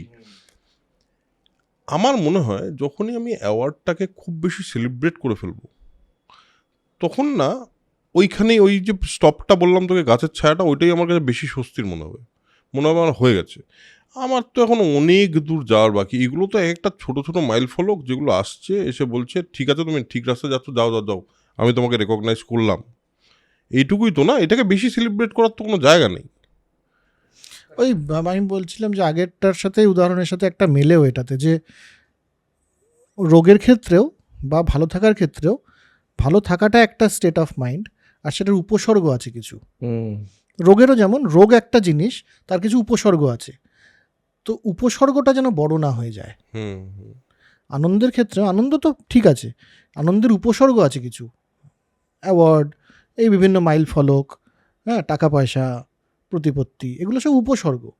তুমি যে কাজ করছো তার উপসর্গটা যদি বেশি হয়ে যায়, তাহলে একটু মুশকিল আছে। কারণ আলটিমেটলি আমরা, মানে ওই যেটা অরুণাভ বলছিল, যে কি জানি আমি আমার প্রফেশনাল ফিল্ডেও কত দূর বা পৌঁছেছি, কিছুই তো হয়নি এখনো, হবেও না সারা জীবনে। হ্যাঁ, তাহলে পরে কিসের এত দম্ভ, কিসের এত এটা নিয়ে আস্ফালন? তুই যতটাই উপরে উঠবি দেখবি ও আমার এখানে তো আরও ওই প্ল্যাটফর্ম সিনেমাটার মতো। প্ল্যাটফর্ম সিনেমাটাতে কতটা 44টা না 42টা স্তর লেভেল আছে, অসাধারণ। তুই একটুখানি ভালো কাজ করলি, কিছুদিন ভালো থাকলি, তোকে ওপরের প্ল্যাটফর্মে পাঠিয়ে দেবে। ওপরের প্ল্যাটফর্ম দেখবি ওখানেও দুটো লোক, এই প্ল্যাটফর্মটা আনএন্ডিং। তুই যখনই উঠতে থাকবি দেখবি ও আমার সাথে তো আরও লোক আছে। তারপরে ওখানে গিয়ে তুই শেয়ার করে দেখো আমি একটা সাংঘাতিক, তো নিচের প্ল্যাটফর্মের লোকগুলোকে দেখানো হচ্ছে সেটা, তাই না? কারণ তুই যেই স্তরে রয়েছিস, যে কোনো প্রফেশনাল অ্যাচিভমেন্টে, সেই স্তরে আরও অনেকগুলো লোক রয়েছে, তাদেরকে দেখিয়ে তো তোর কিছু হবে না, কারণ তারা সবাই ওই অ্যাওয়ার্ড পেয়ে এসছে, ওই রিওয়ার্ড পেয়ে এসছে, তারা সবাই ওই স্তরেই রয়েছে। তাদের কাছে তো ভাগ করতে পারিস, তুই পার্সোনালি শেয়ার করলি, আনন্দ হলো। বাকিটা তো তোর নিচের স্তরকে দেখানোর জন্যে যে আমি তোমার থেকে কিন্তু উপরের প্ল্যাটফর্মটাতে রয়েছি, সেটা তো অভব্যতা। আর উপরে অনেকগুলো প্ল্যাটফর্ম রয়েছে, এটা ভুলে গেলে চলবে কেমন করে? উপরের লোকটা যখন আমাকে দেখাবে আমি কিন্তু তার থেকে বড় একটা অ্যাওয়ার্ড পেয়েছি, আমারও তো খারাপ লাগবে না। আমি একটা কথা বলি, আমার এখানে মনে হয় যে যারা, সবার ইন্টেনশন এরকম থাকে না, সবার ইন্টেনশনটার মধ্যে অসভ্যতা বা অভব্যতা আমি দেখতে পাই না। বললাম অনেকে হয়তো সোশ্যাল মিডিয়ায় এজন্যই শেয়ার করছে, অনেকেই শেয়ার করছে, হ্যাঁ, যে হ্যাঁ সত্যি আমার খুব আনন্দ হচ্ছে, আমি শেয়ার করছি, এবং হ্যাঁ দ্যাট ইজ ফাইন। আমার ক্ষেত্রে আরো একটা খুব ইম্পর্টেন্ট জিনিস আছে, সেটা হলো যেহেতু এমন এমন লোকজন এমন এমন কথাবার্তা বলে দেয় না এসে, বুঝলি, মানে মাথাটাই ঘুরে যায়। সেদিন পণ্ডিত স্বপন চৌধুরী বলতে হবে ওনাকে, মানে উনি যা বলে গেছেন। একটা গল্প জাস্ট বলে দিই, কারণ বৈঠকের অডিয়েন্স তো অনেক সময় সোল কানেকশন পডকাস্ট দেখতে পায় না। উনি বলছেন এসে যে দেখো, কনসেন্ট্রেট তো করতে হয়, কিন্তু এত খুব বেশি কনসেন্ট্রেশন যদি একদম একটা পয়েন্টে এসে না, মন চঞ্চল, মন এদিক ওদিক যাবে। খুব বেশি কনসেন্ট্রেশন যদি হয়ে যায় না, তাহলে মানুষ আর এই প্ল্যানেটে থাকে না। আমি বললাম মানে এই প্ল্যানেটে থাকে না বলতে? বললো দাঁড়াও একটা গল্প বলি। বলছে উস্তাদ আমির খাঁ সাহেব তো বুঝিস, মানে বড় গোলাম আলী খাঁ সাহেবের পর যার নাম মানে সবচেয়ে শ্রদ্ধার সঙ্গে নেওয়া হয়, উনি হলেন উস্তাদ আমির খাঁ সাহেব। তো আমির খাঁ সাহেব একদিন একটা ইয়েতে গেছেন, একটা ডিনারে গেছেন। তো ডিনার হয়ে গেছে, ডিনার হয়ে যাওয়ার পর ওনাকে বলা হয়েছে যে আপনি একটু ইয়ে করবেন, একটা আমাদের একটু গান শোনাবেন, আপনি এসছেন, ডিনার হয়ে গেছে, তানপুরাটাও আছে। তো উনিও তানপুরাটা বাঁধতে শুরু করেছেন। তো বাঁধতে হঠাৎ একটা পয়েন্টে একটা তার টাচ করে উনি বলছেন যে একটু চুপ করে গেছেন। বেশ কিছুক্ষণ চুপ করে থেকে উল্টো দিকে ঘুরে বলেছেন যে मेरा टाइम हो गया, ये जो पा मिला है ये पहले कभी नहीं मिला। মানে পায়ের যে টিউনিংটা সেটা কোনোদিন হয়নি। লোকটা এইসব বলে টলে বেরিয়ে চলে গেছে। বেরোনোর পর 10 মিনিটের মধ্যে লোকটার অ্যাক্সিডেন্ট হয়ে লোকটা মারা গেছে।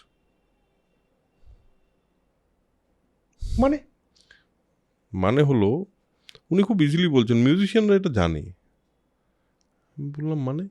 বলছে আসলে ওই ফ্রিকোয়েন্সি মিলে যায়, বুঝলে, তখন আর লোকটা এই প্ল্যানেটে থাকে না। আমি অনেকক্ষণ ধরে ব্যাপারটা বুঝলাম। তারপর আরেকটা গল্প বললো, আমি নামটা ভুলে যাচ্ছি ওনার। আপনারা পডকাস্টটা পারলে দেখবেন, সেটা একটা অদ্ভুত পডকাস্ট, আসছে খুব শিগগিরই আসছে, এখনও আসেনি। উনি বলছেন আরেকজনের কথা, যিনি ট্রেনে যাচ্ছেন, ট্রেনে যেতে যেতে হঠাৎ করে বলছেন এই ওরা আমাকে ডাকছে,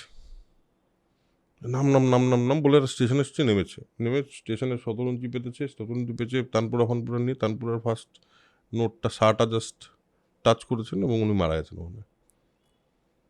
তো ওনার বক্তব্য হলো যে তুমি যদি সঙ্গীত করো, মানে সঙ্গীতের জন্য এই পৃথিবীতে তোমার জন্ম হয়, তাহলে তোমার অ্যাকচুয়াল উদ্দেশ্য হলো ওই পার্টিকুলার ফ্রিকোয়েন্সিটা টাচ করা। যেদিন তুমি ওইটা টাচ করে নেবে তোমার কাজ শেষ হয়ে যাবে, সেদিন তোমার এই পৃথিবীতে আর থাকার দরকার নেই।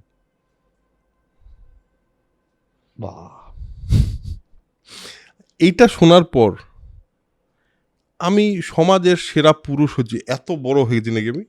হ্যাঁ, সমাজের সেরা পুরুষ হয়ে তাদের সব চারিদিকে ইয়ে করব। যারা দিয়েছেন তাদেরকে অসংখ্য ধন্যবাদ আমার যে এত বড় একটা সম্মান, সত্যি সম্মানটার তো নামটা অনেক বড় এবং ওয়েটটাও অনেক বড়। তাদের প্রতি মানে তাদেরকে ওখানেও আমি অনেকবারই ধন্যবাদ দিয়েছি। কিন্তু পয়েন্টটা হলো যে আমি না এটা শেয়ার করার সাহস পাই না আসলে, যে আমি কি সত্যি এটা ডিজার্ভ করি। আমি ওটাই বলছিলাম যে মানে সত্যি আমার জানি আমি তো কি ওটা কোথায় এখন। পারবো? আমি কোথায় আছি? আমি কে? আমি আরে ভাই, আমার কাজ তাহলে হলো যদি ওই সিনেমাটা যেদিন বানাতে পারবো, যেদিন ওই ফ্রিকোয়েন্সিটা মিলে যাবে, সেদিন আমি চলে যাবো। তাহলে কথাটা তো তাই দাঁড়ায়। আর উনি খুব ইজিলি বলছেন মিউজিশিয়ানরা এটা জানে। আমি বলছি 1 মিনিট, সবাই জানে না কিন্তু। মানে আপনি যেই লেভেলে আছেন ওই লেভেল থেকে আপনি এটা বলতে পারছেন, সবাই। উনি ওই লেভেল থেকেই অবভিয়াসলি বলছেন। মানে জাকির হোসেনের কথাও বলছিলেন, মানে উস্তাদ জাকির হোসেনের চলে যাওয়া ওনাকে কতটা এফেক্ট করেছে সেই নিয়েও কথা বলেছেন।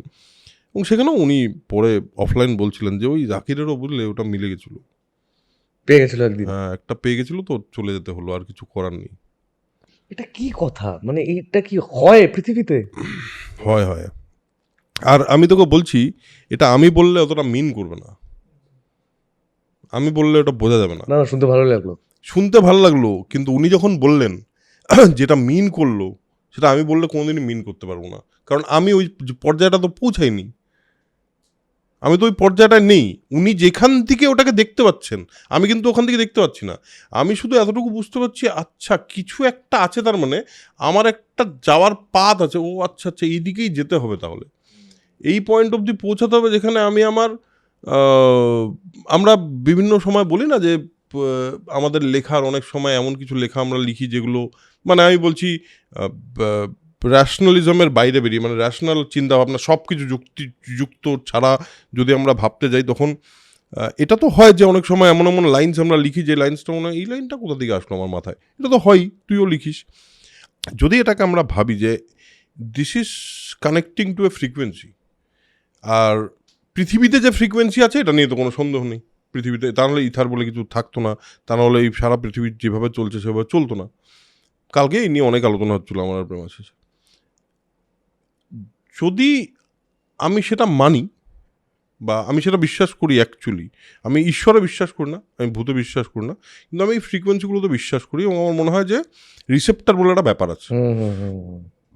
এবার যদি আমার রিসেপ্টারটা অতটা স্ট্রং হয়, তাহলে কি আমার অ্যান্টেনা যদি অতটা স্ট্রং হয়, তাহলে বোধহয় আমি যখন এরকম গুণীজনদের মাঝখানে বুঝতে পারবো ওনারা যা বলছেন তার বাইরের কোথাও আমার কানে ঢুকছে, আমার মধ্যে ঢুকছে, মানে উনি যতটুকু কমিউনিকেট করছেন তার বাইরের কিছু কিছু ফ্রিকোয়েন্সি উনি আমাকে দিচ্ছেন, যেটা আমি ভাবছি ও আচ্ছা আচ্ছা, মানে এটা কথার বাইরে, কথার চেয়ে বেশি।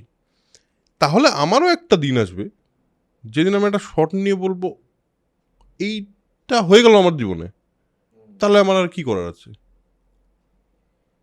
কারণ প্রত্যেকবারই মনে হয় একটা শর্ট নেওয়া বা একটা স্ক্রিপ্ট লেখার পর মনে হয় এর চেয়ে বেটার কিছু করতে পারি, এর চেয়ে বেটার কিছু করতে পারি। That is the idea of creating, right? এবার একটা পয়েন্ট যদি আসে যেখানে আমার মনে হয় ও আচ্ছা এটা হয়ে গেল আমার সঙ্গে, তাহলে তো আমার সত্যি আর কোনো দরকার নেই। হ্যাঁ, এটা তো এখন মানে এখন তো এটা জিনিসটাকে মোটামুটিভাবে সায়েন্টিস্টরাও অ্যাকসেপ্ট করে নিচ্ছেন যে ইউনিভার্সাল কনসিয়াসনেসের যে বিষয়টা আর কি, যে আমরা কি বেসিক্যালি আমাদের মাথায় কি হার্ড ড্রাইভ আছে কি নেই, যদি আমরা কম্পিউটারের ল্যাঙ্গুয়েজে বলি, যে আমাদের কি মাথায় হার্ড ড্রাইভ রয়েছে নাকি আমরা র্যাম দিয়ে চলছি, বাকিটা পুরোটাই ইন্টারনেট, আমি মেটাফরিক্যালি বলছি। তো একটা খুব স্ট্রংলি মানুষের মানে ইয়ে হচ্ছে যে না, অ্যাকচুয়ালি একটা মানুষের কনসিয়াসনেসের জন্যে, মেমোরির জন্যে যত কাজ একটা মানুষ করে, সব কিছুর জন্যে আমাদের ব্রেনের সাইজটা যথেষ্ট নয়। তো কাজে ব্রেনটা হচ্ছে জাস্ট একটা রিসেপ্টার। হ্যাঁ, ওই সিক্রেট অফ দ্য যে কনসেপ্টটা সিক্রেট অফ সিক্রেটস, এটা খুব ওটা নিয়েই পুরো যে আমার মাথায় নাকি কিছুই নেই, জাস্ট একটা পুরোনো কথা মনে পড়লো, মানে একটা রিসিভ করলাম আমার একটা সিগন্যাল, দেন মনে করলো। হ্যাঁ, নন লোকাল কনসিয়াস, এটা তো এখন মোটামুটি ভাবে মানুষ মেনেই নিচ্ছে, সায়েন্টিফিক্যালি মেনে নিচ্ছে। এবং এই যে ওখানেই আছে সিক্রেট অফ সিক্রেটসেই যে সিম্বলজির দিক থেকে, যে একটা সিম্বল আছে যেটা সমস্ত মানে ঐতিহাসিকভাবে সমস্ত ধর্মে, সমস্ত কালচারে, সমস্ত সংস্কৃতিতে ঐতিহাসিকভাবে ওই সিম্বলটা ইউনিভার্সাল, সেটা হচ্ছে অরা। মানুষের মাথার পেছনে একটা অরা। এটা একেবারে তুই বুদ্ধিস্ট ধর্ম বল, ইসলাম বল, খ্রিশ্চানিটি বল, সবখানে অরা আছে কোনো না কোনোভাবে। ইজিপ্ট, তো অরাটা কি করে, মানে কি অরাটা? তো বলছে যে ওটা হচ্ছে ওই আমরা যে রিসিভ করছি তার একটা সিম্বলিজম। না, আমার রিসেপ্টারগুলো বড় হয়ে যাচ্ছে, আমার রিসেপ্টারটা যত বড় হয়ে যাবে, যে ওটা তখন রিসিভ করতে পারছি আমরা এমন কিছু জিনিস। কারণ তুই বল না, তুই যদি একটা লিখে থাকিস খুব ভালো, do you actually feel pride যে আমি না একটা দারুণ লিখেছি? হয় না, কারণ তুই লেখার সময়কার এক্সপিরিয়েন্সটা হচ্ছে যে এ লেখাটা আমার হাত দিয়ে কি করে বেরোলো আমি জানি না।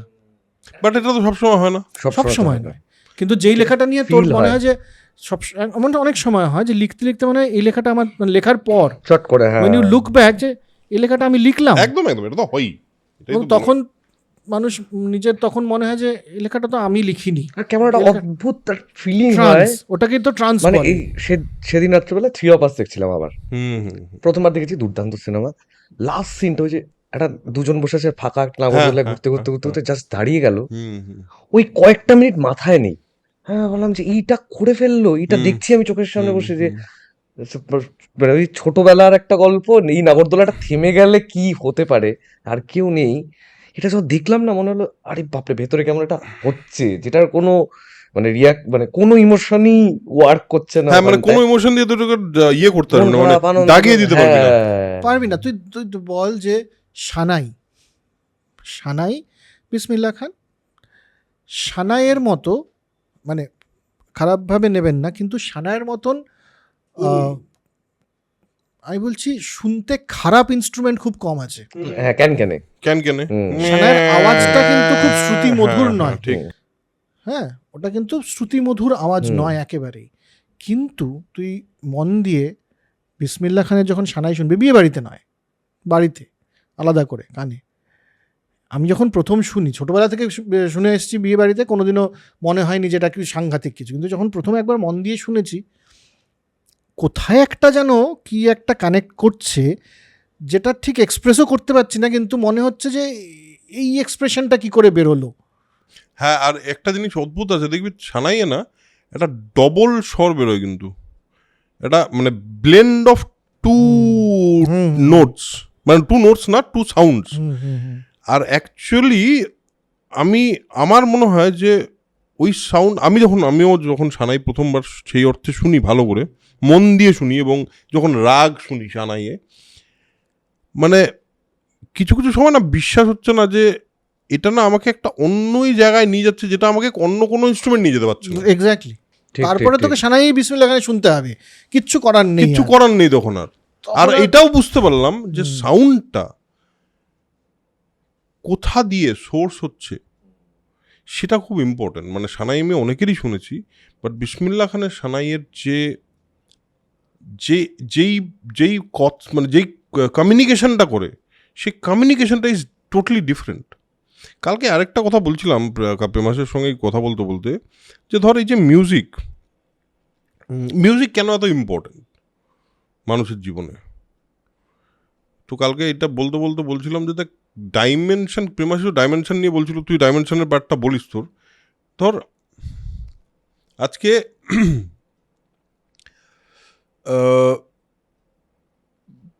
পণ্ডিত রবিশঙ্কর যখন সেতারে ভৈরবী বাজাচ্ছেন, বা পণ্ডিত ভীমসেন যোশী যখন ভৈরবী গাইছেন, উনি একটা রিয়েলাইজেশন থেকে গাইছেন। তার মানে উনি ওই প্ল্যাটফর্মের মতোই অনেকগুলো প্ল্যাটফর্ম চলে গেছেন, এবং একটা উপরের প্ল্যাটফর্মে বসে তিনি গাইছেন।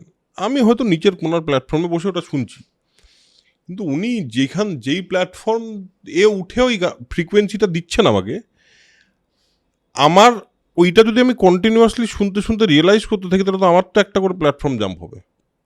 ঠিক। এবং আমি ওই ডাইমেনশনটায় পৌঁছাতে পারবো, যে ডাইমেনশন থেকে উনি ভাবছেন। হয়তো পৌঁছাতে পারবো না, কিন্তু কাছাকাছি তো যেতে পারবো একটা। এইটা দেখবি তুই যে কোনো ক্ষেত্রে, তুই অনেক সময় দেখবি একটা লেখকের একটা লেখা পড়লি, বা একটা কবিতা, একটা গান, একটা সময় শুনলি তুই একরকম লাগলো, তারপরে একটা পয়েন্টে এসে মনে হলো, আচ্ছা লোকটা কি ভেবে লিখেছে বোধহয় আমি কিছুটা বুঝতে পারছি।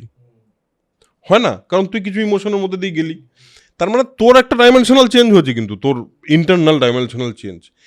এইটাই হলো, এই ডাইমেনশনাল চেঞ্জগুলোই কিন্তু আমাদের আস্তে আস্তে আস্তে আস্তে হতে থাকে। যত এই যে লোকে বলো না, একটু আস্তে আস্তে আস্তে আস্তে মানুষটা বড় হচ্ছে, একটুখানি একটা জায়গায় পৌঁছাচ্ছে, হয়তো বেশ কিছু মানুষ তাকে রেকগনাইজ করছে, তার কারণটা এটাই, সে তার ডাইমেনশন শিফট করে। অদ্ভুত।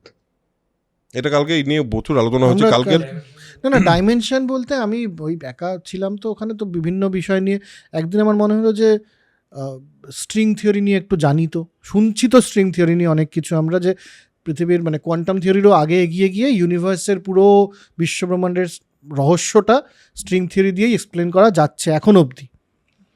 তো স্ট্রিং থিওরির যিনি এখন এই মুহূর্তে পৃথিবীর সবচেয়ে প্রথিতযশা, তিনি বাঙালি, হ্যাঁ, ডক্টর অশোক সেন, এবং ওনার সম্বন্ধে ওনার যিনি পিএইচডির গাইড, তিনি ইন্ট্রোডাকশন দিচ্ছিলেন যে পিএইচডি যখন থিসিস উনি প্রেজেন্ট করেন, তখন বাকি যারা এক্সপার্ট ছিলেন, নোবেল লরিয়েট ইত্যাদি, তারা ওনাকে বলছিলেন তোমার জীবনের শ্রেষ্ঠ স্টুডেন্টটা কিন্তু পিএইচডি থিসিসটা জমা দিয়ে চলে গেল, এরপরে এর থেকে ভালো স্টুডেন্ট তুমি আর পাবে না। তো অশোক সেন হচ্ছেন হায়দ্রাবাদ, এখন এলাহাবাদে থাকেন, প্রয়াগরাজে থাকেন, থিওরিটিক্যাল ফিজিসিস্ট। তো ওনার একটা স্ট্রিং থিওরি নিয়ে আমি বক্তৃতা শুনছিলাম, যে উনি এক্সপ্লেন করছেন যে স্ট্রিং থিওরিটা কী এক্স্যাক্টলি। তো সেখানে বুঝতে গিয়ে অনেক, উনিও খুব সহজ ভাষায় বলেছেন, মানে যাতে সাধারণ মানুষ বুঝতে পারে, কিন্তু উনি বলছেন যে স্ট্রিং থিওরির যেটা সমস্ত বিশ্বব্রহ্মাণ্ডকে এক্সপ্লেন করছে, সেটা গাণিতিকভাবে মানে ম্যাথমেটিক্যাল কনসিস্টেন্সি আছে, অর্থাৎ গাণিতিকভাবে সেটা প্রমাণ করা যাচ্ছে, কিন্তু এটার কোনো ইনটুইটিভ আন্ডারস্ট্যান্ডিং নেই।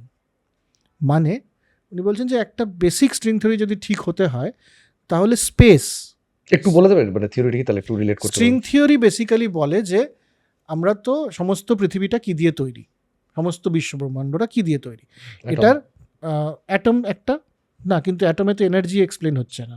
আগে মনে করা হতো যে ভর এবং এনার্জি আলাদা, থিওরি অফ রিলেটিভিটি আসার পরে এটা প্রমাণ হলো যে না, ভর এবং এনার্জি, ভর এবং শক্তি পরস্পর পরিবর্তিত হতে পারে, যার ঠিক, থেকে ঠিক, অ্যাটম বোম ঠিক, ইত্যাদি ঠিক। হলো।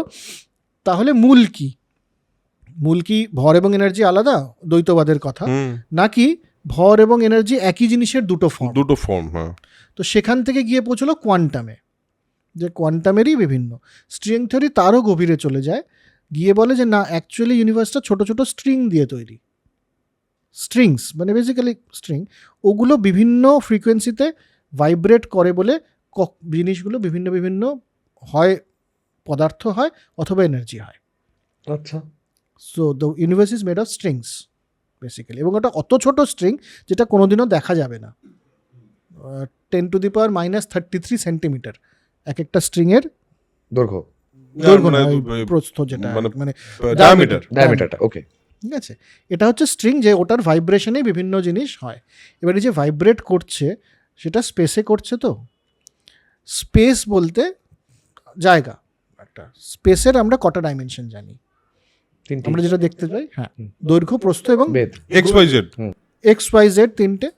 স্ট্রিং থিওরি যদি ঠিক হতে হয়, এবং এখন পর্যন্ত স্ট্রিং থিওরির থেকে বেশি ঠিক কিছু পাওয়া যায়নি, কোয়ান্টাম থিওরিরও আগে এটা, তাহলে স্পেসের 9টা ডাইমেনশন আছে। 9টা ডাইমেনশন 9টা দিক নয়। আচ্ছা, মানে কি করে, আর আর বেদের পর কি? নো ওয়ান নোজ, কারণ ওটা গাণিতিকভাবে প্রমাণ করা যায়, ওটা ইনটুইটিভলি প্রমাণ করা যায় না, বোঝানো যায় না। আচ্ছা, একমাত্র এক্সপ্লেনেশন যেটা উনি বলছেন, যে একমাত্র এক্সপ্লেনেশন হচ্ছে প্যারালাল ইউনিভার্সেস। আমাদের ইউনিভার্স যেটা, এটাতে স্পেসের এই তিনটেই ডাইমেনশন, আমাদের এই জায়গাতেই, এখানেই আরেকটা ইউনিভার্স চলছে যেটাতে স্পেসের ডাইমেনশন অন্য তিনটে জিনিস, লেংথ, ব্রেথ আর লেংথ মানে দৈর্ঘ্য, প্রস্থ আর গভীরতা নয়, সেখানে অন্য তিনটে ডাইমেনশন, যেটা এক্সপ্লেনেবল না, মানে যেটা জানা যায়নি, যেটা জানি না আমরা কি।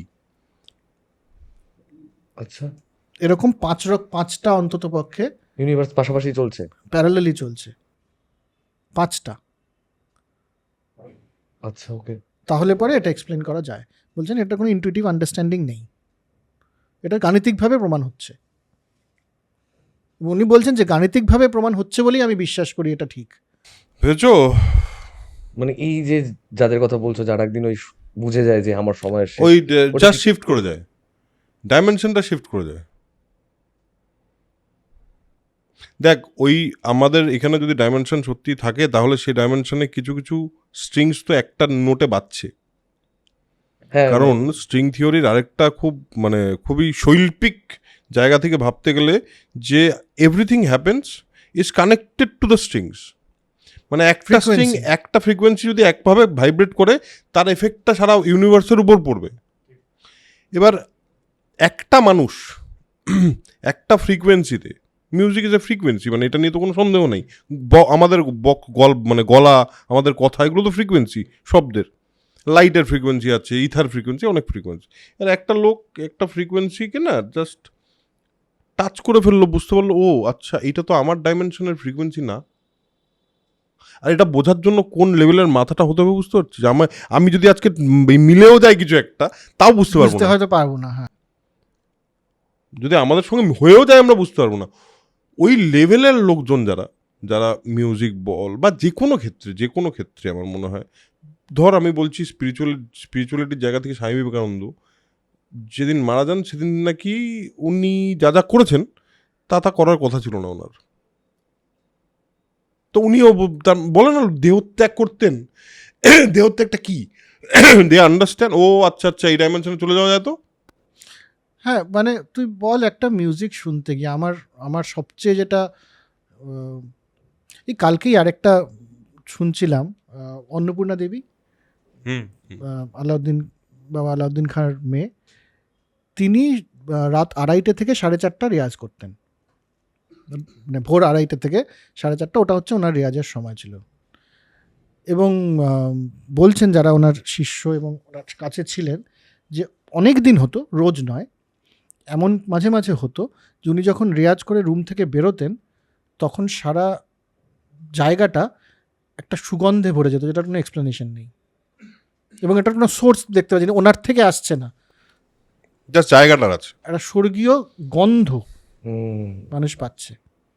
স্বর্গীয় কিনা যায় না, সুগন্ধ, মানে সুগন্ধ স্বর্গীয় মানে হ্যাঁ, মানে ওটা এক্সপ্লেন করার জন্য বলে লোকে। অর্নামেন্টাল ল্যাঙ্গুয়েজের দিক থেকে স্বর্গীয় বললাম, রাইট। কিন্তু ওনার নাকি এটা হতে, মানে প্রথম যিনি বলছেন আমি একদিন এরকম এক্সপিরিয়েন্স করার পরে আমি অবাক হয়ে গেছি, আমি জিজ্ঞেস করেছি, বলছেন না উনি, তখন সাথে আরেকজন ছিলেন, তিনি বলেছেন এটা ওনার রেয়াজের পর মাঝে মাঝে হয়, সারপ্রাইজিং, নতুন কিছু হচ্ছে, আর মাঝে মাঝে হয়, প্রতিদিন হয় না। প্রতিদিন হয় না। ঠিক আছে, তো আমি বা তুই ধর একটা মিউজিক শুনছিস, আমার যেটা সবচেয়ে অদ্ভুত লেগেছিল যে ওস্তাদ সুজাত খানের সেতার শুনছিলাম গত বছর কনসার্টে। এমনিতে তো ঝালা টালাতে সাংঘাতিক একেবারে টেকনিক দুর্দান্ত কিছু হয়, কিন্তু একটা সময় এসে উনি জাস্ট 3টে নোট বাজাচ্ছেন, বুঝতে পারছি 3টেই নোট পরপর লুপে বাজিয়ে যাচ্ছেন উনি। আমি শুধু নয়, আশেপাশে যতজন ছিল সবাই ঝরঝর করে কাঁদছে। কিভাবে সম্ভব এটা? কি কোথায় টাচ করলো এটা কি এবং কেন হচ্ছে এটা আমি বুঝতে পারছি না। এটা যে ঠিক কেন হচ্ছে, আমি কি, আমার কোনো দুঃখের কথা মনে পড়লো, আমার কি কিছু মনে পড়ে গেল, আমার কোনো স্মৃতির সাথে, সবার সাথে তো এটা সম্ভব না। না, এটা হলো ওই যে হিমু যে ওই নাগরদোলা থেমে যাওয়ার যে ফিলিংটার কথা বললো ওরকম, যে ওই ফিলিংটার তো কোনো এক্সপ্লেনেশন নেই যে ওটা কি ফিলিং, এটা যদি বলে বোঝাতে পারবেন, এরকমই ব্যাপারটা মিউজিকের সঙ্গে এরকমই হয়। তো আমার মনে হচ্ছে যে কোনো, তো এই জিনিসগুলো যখন মানুষ দেখছে, অনুভব করছে, উপলব্ধি করছে, এক্সেলেন্স দেখার একটা নিজস্ব, আমার এমনও অনেক সময় হচ্ছে আমি সিনেমা দেখে বা মিউজিক শুনে অনেক সময় এছাড়াও চোখ দিয়ে জল পড়ে, হ্যাঁ হ্যাঁ, সেটার অনেক সময় হয় যে এক্সেলেন্স দেখার বা এক্সেলেন্স এক্সপিরিয়েন্স করার একটা মজা, যে এই জিনিসটা এত এক্সেলেন্স একটা দেখতে পেলাম আমি চোখের সামনে। কেন ধর আমরা আক্ষরিক নাটক, আক্ষরিক দেখে এটা হচ্ছে, আক্ষরিক নাটকের ওই যে মুহূর্তটা, যে হ্যাঁ। মুহূর্তটা আমরা বলবো না, যদি কারণ আপনারা আপনারা না যদি দেখেন না তাহলে দেখে ওটা থাকেন নষ্ট হয়ে যান, দেখবেন, নষ্ট হয়ে যাবে আপনাদের জন্য। কিন্তু সেই মুহূর্তটাতে যে একটা ভেতরে মানে ইস, এই জিনিসটা একটা জিনিস ক্রিয়েট করতে পারলো একজন এবং আমরা চোখের সামনে দেখছি এটা। চোখের সামনে দেখছি, আর ওইখানে তো দুঃখের মুহূর্ত নয় ওটা, হ্যাঁ। কিন্তু চোখ দিয়ে জল পড়েছে কিনা বল। হ্যাঁ হ্যাঁ, ঠিক। আমার এরকম একবার ওই গন্ধটা নিয়ে বললে আমার মনে পড়লো, মানে অমর্ত্য সেনকে একবার খুব সামনে থেকে দেখেছিলাম। এই গন্ধটার কথা বললে না, লোকটার চোখ আর কি, মানে ওনার কি থিওরিটি কি অত জানি না, কিন্তু সামনে গিয়ে বসলে একটা কেমন মনে হয় না যে উনি অনেক কিছু রে বেরোচ্ছে বোধহয় শরীর থেকে, Exactly. ওর চোখটার মধ্যেই ওনার একটা একদম কি একটা যেন আছে, একদম এক্সিলেন্সটাই এই বোধহয়। লেভেলের লোকজনদের মধ্যে এটা থাকে। সেদিন পণ্ডিত স্বপন চৌধুরী আমার বাড়িতে এসেছিলেন, এই চেয়ারটায় বসেছিলেন, এই চেয়ারটা থেকে উঠে যাওয়ার পর আমি চেয়ারটায় প্রণাম করে বসেছি, কারণ উনি না একটা আলো নিয়ে এসছেন, জানিস তো, হ্যাঁ, একটা মানে কিছু ওনার একটা থাকে। আলো আছে, ওনার একটা এক্সট্রা লাইট আছে, যে লাইটটা আমি, এটাই বোধহয় ওই রেটা, ওই কমিউনিকেশনটা কি, ওই যে সায়ন গেছিল আনতে, বলে ওনাকে প্রথম দেখলাম, দেখে আমার যেটা অটোমেটিক্যালি হলো সেটা হলো টুক করে একটা প্রণাম করে ফেললাম। আমি করতে হলো না, মানে কেউ আমাকে বললো না, আমি ভাবলাম না, বা উনি পণ্ডিত স্বপন চৌধুরী এটাও কিচ্ছু না, আমি জাস্ট প্রণামটা করে ফেললাম। হ্যাঁ, অদ্ভুত এটা। এক্সেলেন্সের তো একটা মানে ওই সাধনা, দেখ যে কোনো জিনিস, আমরা মিউজিক নিয়ে কথা বলছি বলে, কিন্তু এই তুই অমর্ত্য সেনের কথা বলি, ইকোনমিক্স, হ্যাঁ, ফিজিক্স হলো, যেটাই হলো, আর যে কোনো যে কোনো field এ। জিনিসে হোক, গভীরে চলে গেলে একটা এক্সেলেন্সের জায়গায় পৌঁছে গেলে পরে না তারা সাধকই হয়ে এটা যায়। অনেকের লেখায় পড়েছি, রবীন্দ্রনাথ ঠাকুরকে নিয়ে বলেছেন।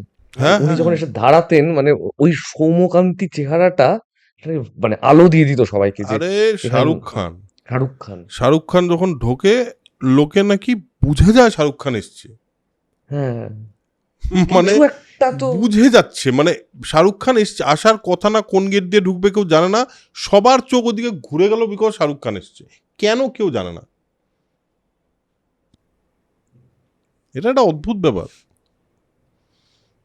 ওটাই তো অ্যাটেন্ড, মানে ওটা অ্যাসপায়ার করা উচিত, ওটাই অ্যাসপায়ার করা যে উচিত। একদিন মানে আমি কোথা দিয়ে ঢুকলাম তাতে সবাই টের পেয়ে যাবে নয়, না, হ্যাঁ হ্যাঁ কিন্তু হ্যাঁ আমি সেই উপলব্ধির জায়গাটাতে পৌঁছে যাব, এইটাই তো অ্যাসপিরেশন। আর তো কিছু অ্যাসপিরেশন হওয়া উচিত নয় মানুষের। দেখ আমার মনে হয় এটার ক্ষেত্রে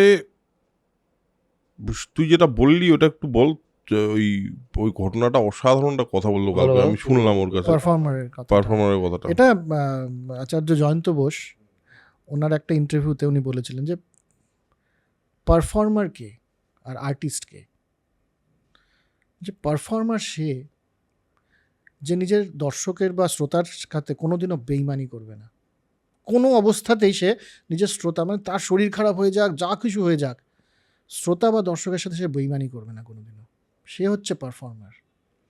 আর আর্টিস্ট নিজের সাথে কোনোদিনও বেইমানি করবে না। বাহ, খুব ভালো কথা, ব্রিলিয়ান্ট খুব কথা। ভালো কথা, আমি এটা মানে শুনে আসলাম, এইটা তো ডেঞ্জার দারুণ কথা বলে definition, দিচ্ছে। দারুণ দারুণ। এবার কি বলতো, এখানেই আমার মনে হয় যে একটাই জিনিস, শুধু এতটুকুই, যে ওই এক্সিলেন্সটা পাওয়ার জন্য না, নিজের সম্পূর্ণটা ওই ওই ক্রাফটটা বা ওই আর্টটা বা ওই কাজটা, দেখ আমার তো মনে হয় যে কোনো লোক যারা এক্সিলেন্ট হয়ে যায় দে আর আর্টিস্ট। কারেক্ট, একদম। কারেক্ট। মানে এটা নিয়ে তো কোনো সন্দেহ নেই। ফিজিক্সে অশোক সেন একজন আর্টিস্ট, অমর্ত্য সেন একজন আর্টিস্ট, ইকোনমিক্সে। এই যে আমি বলবো তোকে, আমি তো এর আগেও আমরা কথা বলেছি, আমি এরকম মানুষ দেখেছি যারা কাঠ মিস্ত্রি, যখন ঘরে ঢোকে না ভাই, ওর অথরিটিটা দেখলে তোর মনে হবে না না না তুমি করে নাও ভাই, তুমি জানো হাউ টু ডু ইট। হ্যাঁ, এবার এটা না আমার মনে হয় শুধুমাত্র আমাদের এইটুকুই অ্যাসপায়ার করা উচিত, যে যেটুকু আমরা করব, যেটুকু আমাদের কাজ, সেটুকু কাজের মধ্যে আমরা যদি সম্পূর্ণটা শুধুমাত্র কাজটা করার জন্য করি, তাহলেই ওই আর্টিস্টের জায়গাটা তৈরি হয়, তখন নিজের সঙ্গে বেইমানিটা হয় না। ওরা যে বলছে, মানে ওরাটা কি শুধু চিন্তা, মানে আমি কি ভাবছি না না, সেটা রিফ্লেক্ট করে, কি মানে রিফ্লেকশনটার যে কথা হচ্ছে।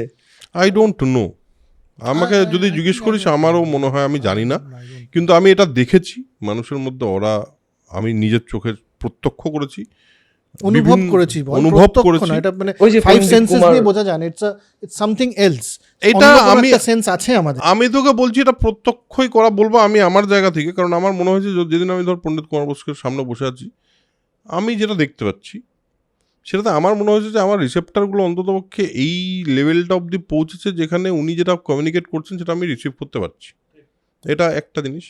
সেইখানেই তো আমি বুঝতে পারলাম যে ওনার যে মানে উনি যেটা বিচ্ছুরণ, তুই যেরকম অমর্ত্য সেনের ক্ষেত্রে বললি, ভাইবটা, যে বিচ্ছুরণটা যিনি করছেন, যেইটা সেটাই তো ওরা।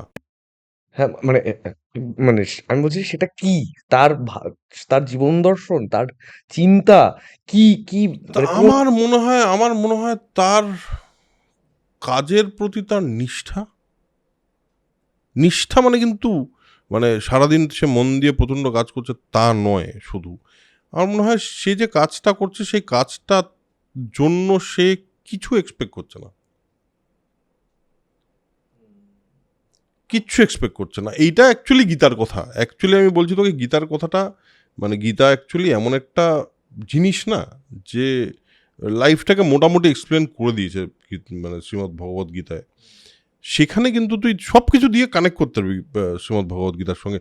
মানে কর্মের কথা, কর্মযোগের কথা, কর্মযোগটা যেটা আছে, কর্মযোগের যে কথা বলা হয়েছে, যদি সেটাকে একটুখানি একটু গভীরে গিয়ে পর্যবেক্ষণ করা যায় আর একটু গভীরে গিয়ে মেনটেন করা যায়, তাহলে কিন্তু এক্সিলেন্স পাওয়া পসিবল, প্রত্যেকটা মানুষের জন্য পসিবল। কারণ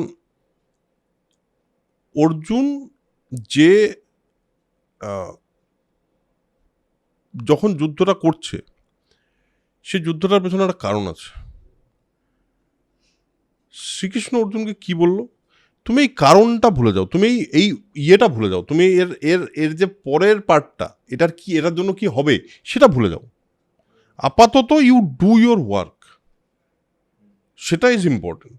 আমার মনে হয় যত বড় মানুষ, যতটুকুই যা কথা শুনেছি, যতটুকু তাদের কাছ থেকে রিসিভ করতে পেরেছি, বেশিরভাগ মানুষ কিন্তু তাদের কাজটার ক্ষেত্রে তারা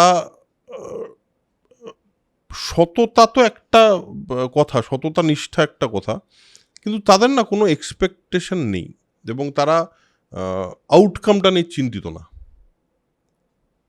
আউটকামটা is not their look out, বা আউটকামটার উপর তাদের কোনো ইন্টারেস্টই নেই অ্যাকচুয়ালি। মানে পণ্ডিত কুমার বোসের একটা কথা আমার মনে হয় আমার জীবনের জন্য খুব ইম্পর্ট্যান্ট, সেটা হলো একটা কথা বলেছিল যে আমি আগে খুব জিজ্ঞেস করতাম লোকজনকে কীরম বাজালাম, কীরম লাগলো, কীরম শুনলাম, একটা পয়েন্টের পর জিজ্ঞেস আর করি না, বুঝলে? হ্যাঁ, বললাম কেন? বলছে আমি তো জানি আমি কি বাজিয়েছি, সবচেয়ে বেশি তো আমিই জানি। তা এইটা না আমার জন্য একটা বেদবাক্য হয়ে গেছে। আমি তো জানি আমি কি বাজাতে পারি, বা আমি তো জানি আমি কি বাজাচ্ছি, আমি তো জানি আমি কি বাজিয়েছি, আর তো কেউ জানে না। আর তো বাকিটা সব আউটার পার্সপেক্টিভ থেকে দেখছে, ইনার পার্সপেক্টিভটা শুধু আমার আছে। আমি তো জানি যে ওই সময় আমি সম্পূর্ণ অনেস্ট ছিলাম কিনা। আর এটা যখন আমরা জিজ্ঞেস করি না আমি কেমন হলো বা কি, তখন কিন্তু আমাদের মনে মনে একটা দ্বিধা আছে বলেই আমরা করি যে আমি নিজে থেকে জানি যে আমি খুব ভালো কিছু করতে পারিনি, তাই আমি বাইরে থেকে একটা রেকগনিশন বা বাইরে থেকে একটা, এটা তো একদম বটে, চাইছি যে অন্য কেউ বলে দিক না যে না অতটাও খারাপ হয়নি। আমি একটা কথা বলি তোকে, আমার এটার পরে একটা অদ্ভুত জিনিস হচ্ছে। এটা হলো আমি কাউকে ধর বললাম আমার একটা কাজ দেখতে, বলি আমি সবাইকে যে দেখো পারলে, কিন্তু আমি শুধু এইটুকু জিজ্ঞেস করে দেখেছো, তার বাইরে এটা কিন্তু জিজ্ঞেস করি না আর কেমন লাগলো।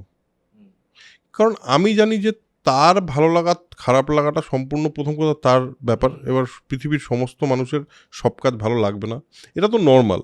তার ভালো লাগা সে যদি নিজে থেকে শেয়ার করে তাহলে আমার ভালো লাগবে। তা আমি জানতে চাইবো না তোমার কেমন লাগলো, কারণ আমার না ওইটার উপর কোনো লোভ নেই। আর যে একটা লোক বলবে দারুণ হয়েছে, বললে ভাল লাগে, এটা নিয়ে কোনো সন্দেহই নেই। হ্যাঁ আচ্ছা খুব ভালো হয়েছে, এই বললে ভাল লাগাটার মধ্যেও একটা ছোট্ট একটা স্টার মার্ক, একটা অ্যাস্ট্রিক্স আছে। সেটা হলো কিছু লোক আমি জানি কেন বলছে ভালো লাগছে, কিছু লোক আমি জানি কেন বলে খারাপ লাগছে। তো তার মানে আসলে জিনিসটা কার মধ্যে কি এফেক্ট ফেললো সেটার পুরো অনেস্ট ফিডব্যাকটা আমি জানি না, জানতে পারিও না। সুতরাং ওই ফিডব্যাকটা নিয়ে আমার তো আলাদা করে কিছু হবে না, বিকজ আমি জানি আমি কি বানিয়েছি। ওই আমি তো জানি আমি কি বাজিয়েছি, এরপরে বাজনাটা ঠিক হয় সেটার দিকে নজর দেওয়া, সেটার দিকে নজর দেওয়া উচিত না। রেয়াজ রেয়াজ রেয়াজ রেয়াজ রেয়াজ রেয়াজ অ্যাসপিরেশন তো শুধু এটুকুই হওয়া উচিত আমার মনে হয় যে জীবনে, এবং সেটা এক্সেলেন্সের অ্যাসপিরেশন হওয়া উচিত যে একদিন যেন এমন হয় যেদিন আমার নিজেকে নিজে স্যাটিসফাইড মনে, নইলে তুই বাইরে থেকে অ্যাওয়ার্ড থেকে শুরু হয়েছিল কথাবার্তাগুলো। আমি আরেকটা পয়েন্টে আসবো, সেটা হচ্ছে যে সেটা পরে আসছি, যে অ্যাওয়ার্ড তো পয়েন্ট নয়, কিন্তু আমি তো জানছি যে কি হচ্ছে, আমার আলটিমেট উদ্দেশ্য তো হচ্ছে ওই এক্সেলেন্সের জায়গাটাতে পৌঁছানো, ওই অ্যাসপিরেশনটা। তখন নিজেকেই নিজে অ্যাওয়ার্ড দেওয়া যাবে, তখন নিজেই এই যে ধর এই যাদের কথা হচ্ছে তাদের চেহারার প্রশান্তি আছে, তাদের চেহারার মধ্যে কোনো রকম অ্যাংজাইটি নেই, মানে চিন্তাহীন একটা মানুষ মনে যায়। হ্যাঁ, কিন্তু তারা কিন্তু প্রচুর চিন্তা করে, তারা কিন্তু চিন্তাবিদ না। আসলে কি বলতো, ব্যাপারটা হলো আমি আমার মনে হয় ওই যে এক একটা পয়েন্ট থাকে, ওই যে বলছিলাম না এক একটা ডাইমেনশন চেঞ্জ হয়, তো এদের না অনেকগুলো এরকম প্ল্যাটফর্ম পেরোতে ওখানে গেছে। ওরা আলাদা কিছু জানে না, ওরা আস্তে আস্তে প্ল্যাটফর্মের উপরে চলে গেছে।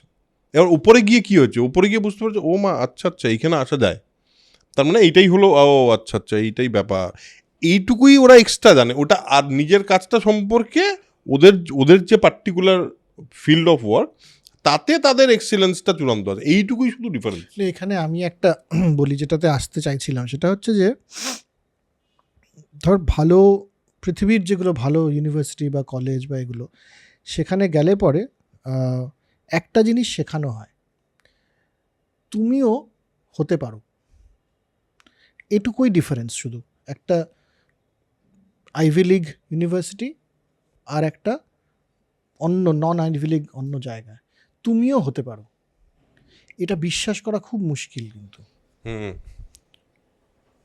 ঠিক আছে? যে আমিও চাইলে না এক্সেলেন্ট হয়ে যেতে পারি। কেন বলছি এটা মুশকিল? কারণ আমরা সব মানুষ হয়েছে একটা ফিউডাল মেন্টালিটি, ফিউডাল সমাজের মধ্যে, যেখানে দেখিয়ে দেওয়া হয়েছে যে এই লোকগুলোর মতো তোমরা হতে পারবে না কোনোদিনও। এটা বলা হয়েছে ছোটবেলা থেকে।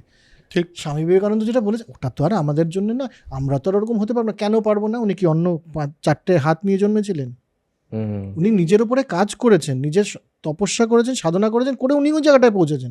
জন্মের সময় উনি অন্য কিছু ছিলেন না, মানুষই ছিলেন, সাধারণ মানুষই মানুষই ছিলেন, ছিলেন। সাধারণ এক্সিলেন্স নিয়ে জন্মেছেন। আর আমি এটা বিশ্বাস করি, যেটা প্রেমাশিসের সঙ্গে একদম একমত। আমার মনে হয় মোটামুটি বেশিরভাগ মানুষ একটা বেসিক ইন্টেলিজেন্স নিয়ে জন্মায়, তারপর তার বড় হওয়া সেই ইন্টেলিজেন্সকে আইদার ধারালো করে নাহলে ভোঁতা করে। হ্যাঁ, তুমিও পৌঁছাতে পারবে। এই যে আমাদের যে একটা সমস্ত কিছুকে একটা তাকে উঠিয়ে রেখে রবীন্দ্রনাথের মতো তো আর কেউ হবে না। কেন হবে না? সত্যজিৎ রায় তো আরেকটা জন্মাবেন না। কেন জন্মাবেন না? সত্যজিৎ রায় জন্মাননি, সত্যজিৎ রায় হয়েছেন। উনি জন্মান, এই যে আমাদের একটা, এটার সাথে কিন্তু কাস্টিজমও জড়িত, এটার সাথে কিন্তু জমিদারি প্রথা জড়িত। যে ওই পরিবারে জন্মগ্রহণ না করলে, রক্তের তো একটা দাম আছে না? কোনো দাম নেই। সায়েন্টিফিক্যালি প্রুফ হয়ে গেছে যে মানুষ একটা যে কোনো পরিবারে জন্মগ্রহণ করলে তার রক্তের কোনো দাম নেই। মানে তার জন্য সে একজন, তুই তোর বিরাট মিউজিশিয়ানের পরিবারে জন্মগ্রহণ করলি, তোর মধ্যে ওনার শেখা মিউজিকটা আসেনি, ডিএনএতে আসে না। এটা সায়েন্টিফিক্যালি বৈজ্ঞানিকভাবে প্রমাণিত হয়ে গেছে। সে কেন ভালো মিউজিশিয়ান হয়ে উঠতে পারে? কারণ সে ওই পরিবেশে বড় হচ্ছে বলে, সে ছোটবেলা থেকে শুধু মিউজিকই শুনছে। হ্যাঁ, এই যে আমরা বলি না, মানে with all due respect to all those musician, Ajay চক্রবর্তীর মেয়ে, উনি তো ভালো গাইবেনই না, উনি খেটেছেন, সেই জন্য উনি ভালো গান। এবং উনি ছোটবেলা থেকে ওই পরিবেশে ছিলেন বলে, এবং উনি যে সাধনাটা করেছেন তার জন্য উনি ভালো গান করেন। উনি একজন ভালো গুরু পেয়েছেন, উনি একজন ভালো গুরু পেয়েছেন। সেই জন্যে পণ্ডিত অজয় চক্রবর্তীর বাবা অতটা তো সেইভাবে ছিলেন না, বা তার ঠাকুরদা ছিলেন না। তাহলে পরে কোথা থেকে এলো? এই যে থিওরিটা, এটা জমিদারি থিওরি, যে যেটা বাবার সেটা তার ছেলের বা মেয়ের হবে, উত্তরাধিকার থিওরি। এটার থেকে সরে আসতে হবে। আর একটা জিনিস বলবো তোকে, আমি একটা জিনিসে বিশ্বাস করি যেটা তোর সঙ্গে একদম একমত, অ্যালাইন্ড চিন্তা। সেটা হলো, আমার মনে হয় ট্যালেন্ট বলে কিছু হয় না। ট্যালেন্ট বলে কিচ্ছু নেই পৃথিবীতে। যেটা আছে সেটা হলো খাটনি। একটা জিনিস যার পেছনে যদি তুমি কিছু জিনিস নিয়ে জন্মাতে পারো, তোমার একটা স্পেসিফিক চেহারা নিয়ে তুমি জন্মাতে পারো, তুমি একটা স্পেসিফিক গলা নিয়ে জন্মাতে পারো, তুমি একটা স্পেসিফিক হাইট নিয়ে জন্মাতে পারো, তুমি একটা স্পেসিফিক স্কিল নিয়ে জন্মাতে পারো। এটা স্কিল বলতে কি বলতো, তোর বডির একটা স্ট্রাকচার নিয়ে জন্মাতে পারো। সবচেয়ে বড় এক্সাম্পল হলো আমাদের এই মুহূর্তে পৃথিবীর one of the biggest superstar, যার এগুলোর কোনো কিছু ঠিক নেই, শাহরুখ খান। তা সে তো শাহরুখ খান হয়েছে কিসের দ্বারা? শাহরুখ খানের বাবা তো দারুণ অভিনেতা বা দারুণ ক্যারিজমেটিক ছিলেন না। উনি ওই ক্যারিজমাটা কোথা থেকে পেলেন? তুই ফৌজির সময় শাহরুখ খানকে একবার ভেবে দেখ, ওখান থেকে উনি কি করে ওই ব্যাপারটা কি করে করলো? ওই একটা লোকের মধ্যে ওই ব্যাপারটা কি করে আছে যে সবাই অভিনয় করছে সার্কাসে, এই লোকটাকে কেন এরকম দেখতে ইচ্ছে হচ্ছে? ঠিক, কি আছে এর মধ্যে? তার মানে বাকি জিনিস আমি যা বললাম, তার মানে সেই কনস্ট্যান্টগুলো কনস্ট্যান্ট না। ট্যালেন্ট বলে কিছু নাই পৃথিবীতে। এবার খাটনি। Let me come back to where we started this conversation. যে মানুষ, আমি চাইলে পরে, বা আমার এখানকার মানুষ চাইলে পরে আমরাও মেসির মতো খেলতে পারি। মেসিকে মাঝখানে দাঁড়িয়ে থেকে দেখে আমার জীবনের বিরাট কিছু উদ্ধার হবে না, এই বিশ্বাসটা আমাদের নেই বলেই মানুষ 15,000 টাকা খরচা করে মেসিকে শুধু স্টেডিয়ামে দাঁড়িয়ে থাকতে দেখতে চায়। এই বিশ্বাসটা থাকতে হবে যে আমিও হতে পারি, আমার বাড়ির ছেলেটা হতে পারে ওরকম। সেই বিশ্বাসটা না থাকলে, এই যে স্টার, মানে মেসির এই ঘটনাটা নিয়ে বলছি না, আমি বলছি যে এই যে স্টারের প্রতি একটা ওয়ার্শিপিং, এটা ওখান থেকেই আসে যে আমি কোনোদিনও ওটা হতে পারবো না। এটা খুব ভুল ধারণা, এটা ভুল মানসিকতা। কাজ করো নিজের ওপরে, তুমিও ওখানে পৌঁছতে পারবে। ওটাকে অনুপ্রেরণা হিসেবে নেওয়া ভালো, ওটাকে ভগবান বানানোটা ঠিক নয়। আমি এখানে আরেকটা একটু তোকে ডিফার করে আবার এগ্রিও করব। সেটা হলো যে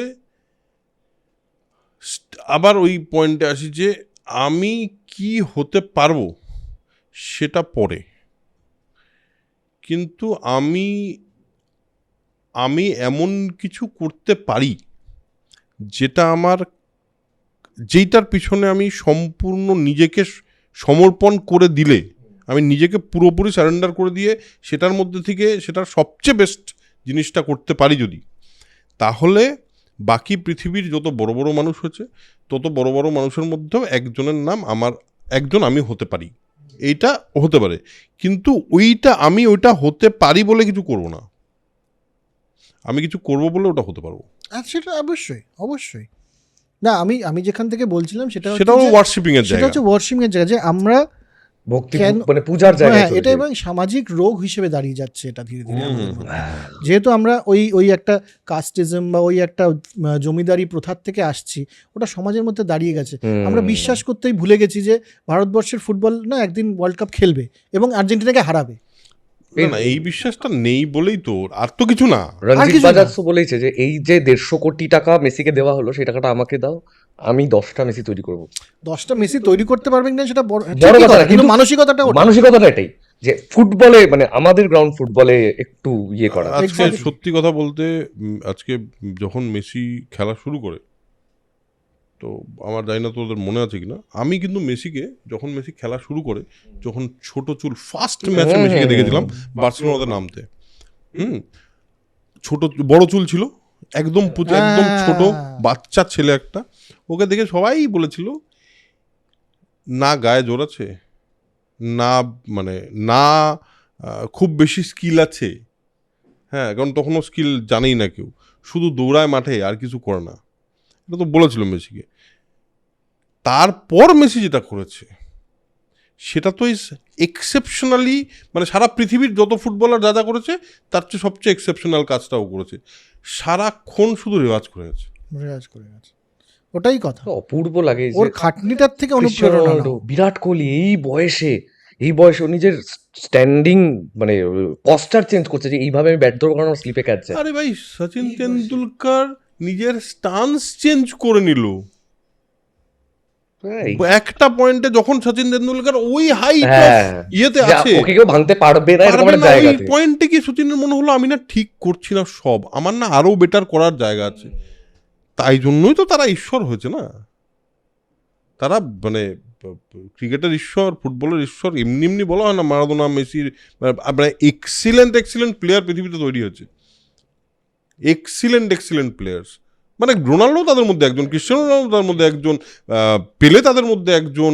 ইনফ্যাক্ট আমি বলছি তোকে, পরবর্তী ওই যে টিমটা ছিল ব্রাজিলের, যে টিমটা রোনাল্ডো ইয়ে ছিল 2002 বিশ্বকাপ। 2002 হ্যাঁ, 2006 বিশ্বকাপও, 6 বিশ্বকাপও, রোনাল্ডিনহো, হ্যাঁ। ফ্রান্স, জার্মানি, বালাক, কি প্লেয়ার মিডফিল্ডে, এই সমস্ত প্লেয়ার যারা যারা হয়েছে, ইতালির কি কি প্লেয়ার ছিল এক সময়, এরা প্রত্যেকে দেখ তুই পেছনে গিয়ে কি খাটনিটা খেটেছে নিজেদের প্রতি, তা নাহলে এই হ্যাঁ, মানে জিনিস ওই হতে পারে না। খাটনিটা দেখো, ওই খাটনিটার থেকে অনুপ্রেরণা নাও।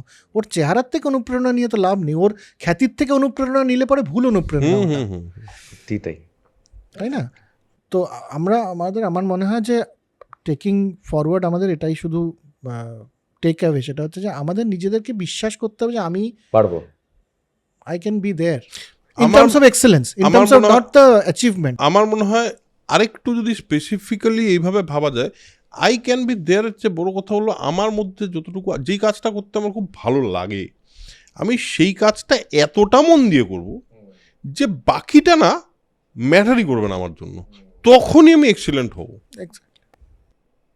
ওই বিশ্বাসটা ওই কাজটার উপর, ওই মুহূর্তটার উপর, নিজের উপর, ওই পয়েন্টটায় যে হ্যাঁ আমি এই কাজটা করব এতটা খেটে, যে এই কাজটায় আমি আমার বেস্টটুকু বের করে আনবো, ব্যাস শুধু আমার বেস্টটুকু, আর কিচ্ছু লাগবে না।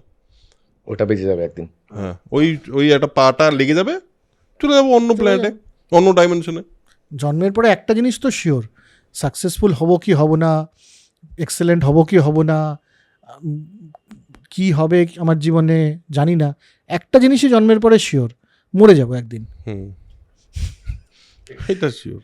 That is the only certainty, বাকি তো সব আনসার্টেন। যাক, আমাদের একটু আগেই একটা আড্ডার এই ফরম্যাটটা নিয়ে একটা ইয়ার্কি চলছিল, সেটা হচ্ছে মানে ক্রিকেট ম্যাচের মতন আমরা প্রথম শুরুটা করি ব্যাট চালিয়ে 15টা ওভার দুর্দান্ত করে খেলা আমাদের পাওয়ার প্লে, ফার্স্ট পাওয়ার প্লেতে। তারপরে আমাদের স্লগ ওভারটা ঢুকে যেখানে একটা ডিপ কনভারসেশন হয়। তারপরে একটা লাস্ট 10 ওভার আমাদের বাকি থাকে, সেখানে আবার আমরা চালিয়ে টালিয়ে মোটামুটি 300-র কাছাকাছি একটা স্কোর নিয়ে যাওয়ার স্কোর চেষ্টা নিয়ে করি। যাওয়ার চেষ্টা করি। স্কোর থেকে মনে হলো লাস্ট 10 ওভার। চলো একটা জিনিস করছি সেদিন থেকে, সব তোমাদের কাছে জিজ্ঞাসা করি। এটা কি তোমাদের বেস্ট এক্সআই ক্রিকেটের বেশ বেস্ট 11টা প্লেয়ার, তোমার বেস্ট, তোমার বেস্ট বাপরে, মানে এই রে একদম মানে বিরাট পর ব্যাপার। মানে ওই জায়গা অনুযায়ী বলতে হবে। বাবা, এটা খুব আচ্ছা ঠিক আছে। Opener? ওপেনার হলো,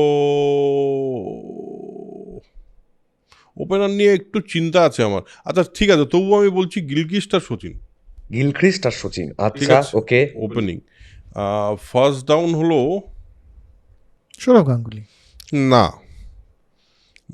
ফার্স্ট ডাউন হলো সৈয়দ আনওয়ার, না না না না না, ফার্স্ট ডাউন আমি বলছি তোকে, আমার আমার যদি বলিস ফার্স্ট ডাউন হবে হলো রিকি পন্টিং, ঠিক আছে। তারপর আসবে হলো, তারপরের জায়গাটা 4 নম্বর প্লেয়ার হলো রাহুল দ্রাবিড়। ওকে, 5 নম্বর প্লেয়ার হলো মাইকেল বিওয়ান। গ্রেট। ক্যাপ্টেন এর মধ্যে? আচ্ছা, ক্যাপ্টেনের মধ্যে নাই। ক্যাপ্টেন এরপরে 6 নম্বর প্লেয়ারটা হলো M S Dhoni, captain, wicket keeper captain, okay. ঠিক আছে। 7 নম্বর মানে প্লেয়ার, গিলক্রিস্টকে তুই শুধু ব্যাটসম্যান হিসেবে নিচ্ছিস? হ্যাঁ গিলক্রিস্টকে শুধু ব্যাটসম্যান হিসেবে নিচ্ছিস? হ্যাঁ, শুধু ব্যাটসম্যানই তো, ওপেনার হিসেবে। আচ্ছা, আচ্ছা, এবার হলো ওয়াসিম আকরাম, আহা, ঠিক। McGrath, Glenn McGrath, Shane Warne. একটা আচ্ছা, স্পিনার। না আর আর আরে তো নয়, বাকি থাকলো তো 9 নয়, দুটো, ও, আরো দুজন। আরো দুজন আছে। না না না না না, এবার হ্যাঁ জ্যাক ক্যালিস। আরে বাবা, জ্যাক ক্যালিস লাগবে কারণ অলরাউন্ডার লাগবে আমার একটা। তারপর মানে ব্যাটিং অর্ডারটা ওরকম ভাবে ম্যাকগ্রা লাস্টের দিকে, ম্যাকগ্রা লাস্টের দিকে আসবে। আমি ব্যাটিং অর্ডারটা ওই জ্যাক ক্যালিসকে বললাম, জ্যাক ক্যালিস হলো মানে আছে টিমে, মানে আমরা নিশ্চিন্ত আর কি। ধোনির আগে নামবেও। ধোনির আগে নামবে, ঠিক। হ্যাঁ, বা ধোনি ডিসাইড করবে কে কখন নামবে। আর তুমি আমাকে- প্রথম বলবে। আমাকে যদি শোয়েব বলো, আখতার- আমাকে যদি বলো, না শোয়েব আখতারকে নেবো না এখানে। বোলার লাগবে না আরেকটা। তুমি কিন্তু 83 তো মানে রিচার্জ ফিচার্জ করে আমি নিতে পারো। সেটাই না, অত দূর দেখিনি যাচ্ছি তো না। আমাদের। আমি আমার ওই ডিসক্লেমার দিয়ে দিতে হবে আমাদের সময়টা। আচ্ছা, না না, আমি আমার সময় যাদের যাদের হ্যাঁ। দেখেছি, নিজের চোখে যাদের যাদের দেখে বড় হয়েছি, এই বোলারটা না খুব ডেঞ্জারাস একটা ব্যাপার। সেটা হলো আমি এই বোলারটাকে নিতে চাই কার্টলি অ্যামব্রোস। আচ্ছা, আমি জানি না কার্টলি অ্যামব্রোসকে চিনিস না তুই? কোন টিমের। West Indies. না, কাটলি আমরা খেলা দেখি। আরে বাবা, কার্টলি অ্যামব্রোস হলো একজন প্লেয়ার। এই আমার হয়ে গেল তো। আর 12 ম্যানে রাখবে, অবশ্যই থাকবে হলো বীরেন্দ্র সেহবাগ। এটা 12 ম্যান কেন বললাম, কারণ রিকি পন্টিং আর বীরেন্দ্র সেহবাগের মধ্যে চেঞ্জ করতে থাকবো আমরা 12 ম্যান হিসেবে। আচ্ছা, তার সঙ্গে তুই আর আর বলতে পারলাম না, এই এতটাই। তোমার বলো, না না, এই তো আমরা মিলে জুলেই করলাম এটা মানে এগ্রি। তোমারটা বলো। আমার ওপেনার হেডেন আর সনাত জয়সূর্য। ওর বাবা, আচ্ছা, তারপরে ফার্স্ট ডাউন অবভিয়াসলি নামতে হবে, বিরাট কোহলিকে নামতেই হবে। Second down Rahul Dravid. তারপরে এবার একটা মারকুটে প্লেয়ার লাগবে। না, তুই যদি ওয়ান ডে খেলিস তোকে বেভানকে নিতে হবে কিন্তু টিমে। নাও নিতে পারে না, এটা ওর সময়ের প্লেয়ার না বেবান। আচ্ছা ঠিক আছে। তারপরে নামাবো হচ্ছে, তারপরে ফিফথ ডাউনে কাকে নামাবো? ওটার মারকুটে প্লেয়ার বলো তো। কত প্লেয়ার রে ভাই। ইয়েকে নামিয়ে দেবো কিনা ভাবছি, রোহিত শর্মাকে নামিয়ে দেবো, কিন্তু এত রোহিত নিচে শর্মা এত খেলতে পারবে নিচে না। ফিফথ রাউন্ডে না, ফিফথ রাউন্ডে রোহিত শর্মাকে নামাতে হলে ওপেনে না, উপরে। দেখ, একদম, তোকে আমি বলছি যে তুই এখানে একটা প্লেয়ারকে নিতে পারিস যে স্পিন বোলিংটাও করতে পারে, আবার মারতেও পারে। এরকম টাইপের কোনো প্লেয়ার হলে ভালো হয়। তুই যুবরাজ সিং এর কথা ভাবতে পারিস। হ্যাঁ, যুবরাজ সিং এর কথা ভাবতে যুবরাজ সিং, আমি স্মিথ ভাবছিলাম। স্মিথও ভাবতে পারিস। স্মিথটাকে নিয়ে নেওয়া যাবে, ওকে তো ভালো হ্যাঁ, খেলছে, হ্যাঁ, হ্যাঁ। আচ্ছা, তারপরে তো তারপরে নামাবো হচ্ছে ক্যালিসকে তো নামাতেই হবে। হ্যাঁ হ্যাঁ, তারপরে থাকবে হচ্ছে শেন ওয়ার্ন নামবে। তারপরে ওয়াসিম আকরাম। তারপরে ইমরান খান। তারপরে আর একটা স্পিনার ভালো, অবভিয়াসলি তাহলে মুরলীধরন হ্যাঁ, করতেই হ্যাঁ, হচ্ছে। তারপরে লাস্টে ম্যাকরা তো থাকবে। হ্যাঁ, ব্যাস হয়ে গেল। ম্যাকরা মোটামুটি কাছাকাছি, ঠিকই আছে, এরমই টিম। তাহলে এটাই ভালো ঠিক লাগতো না? ওর বাবা দুর্দান্ত। আর ম্যাগনার বোলিং এ না কোনো ইয়ে নেই, ওর অ্যাকশনটার মধ্যে দেখবি অ্যাকশনের মধ্যে অ্যাগ্রেশন নেই। কোনো অ্যাগ্রেশন নেই, কিন্তু বল মানে শেষ। একটা বলারকে আমার খুব ভালো লাগে, ডেল স্টেন। ওরে আমি বলতেই কি যাচ্ছিলাম, অসাধারণ ওর মানে অ্যাকশনটা, ও আর বন্ড বলে একটা প্লেয়ার ছিল, হ্যাঁ হ্যাঁ Shane Shane bond, bond. Bond. ওরে বাবা, কি অ্যাকশন, আর দেখতে কি ভালো। আর আমি বলছি তোকে এই আমার যত যে প্রিয় প্লেয়ার যাদেরকে দেখে খুব ভালো লেগেছে আমার, সেই সময় একটা নিউজিল্যান্ডের প্লেয়ার ছিল ক্রিস কেন্স, খুব অপূর্ব অলরাউন্ডার, অপূর্ব অলরাউন্ডার। ফ্লিনটফ। আচ্ছা ফ্লিনটফ ভালো প্লেয়ার। আচ্ছা ইংল্যান্ডের প্লেয়ারদের মধ্যে, আচ্ছা তোদের কারো ডেভিড বুনকে মনে আছে?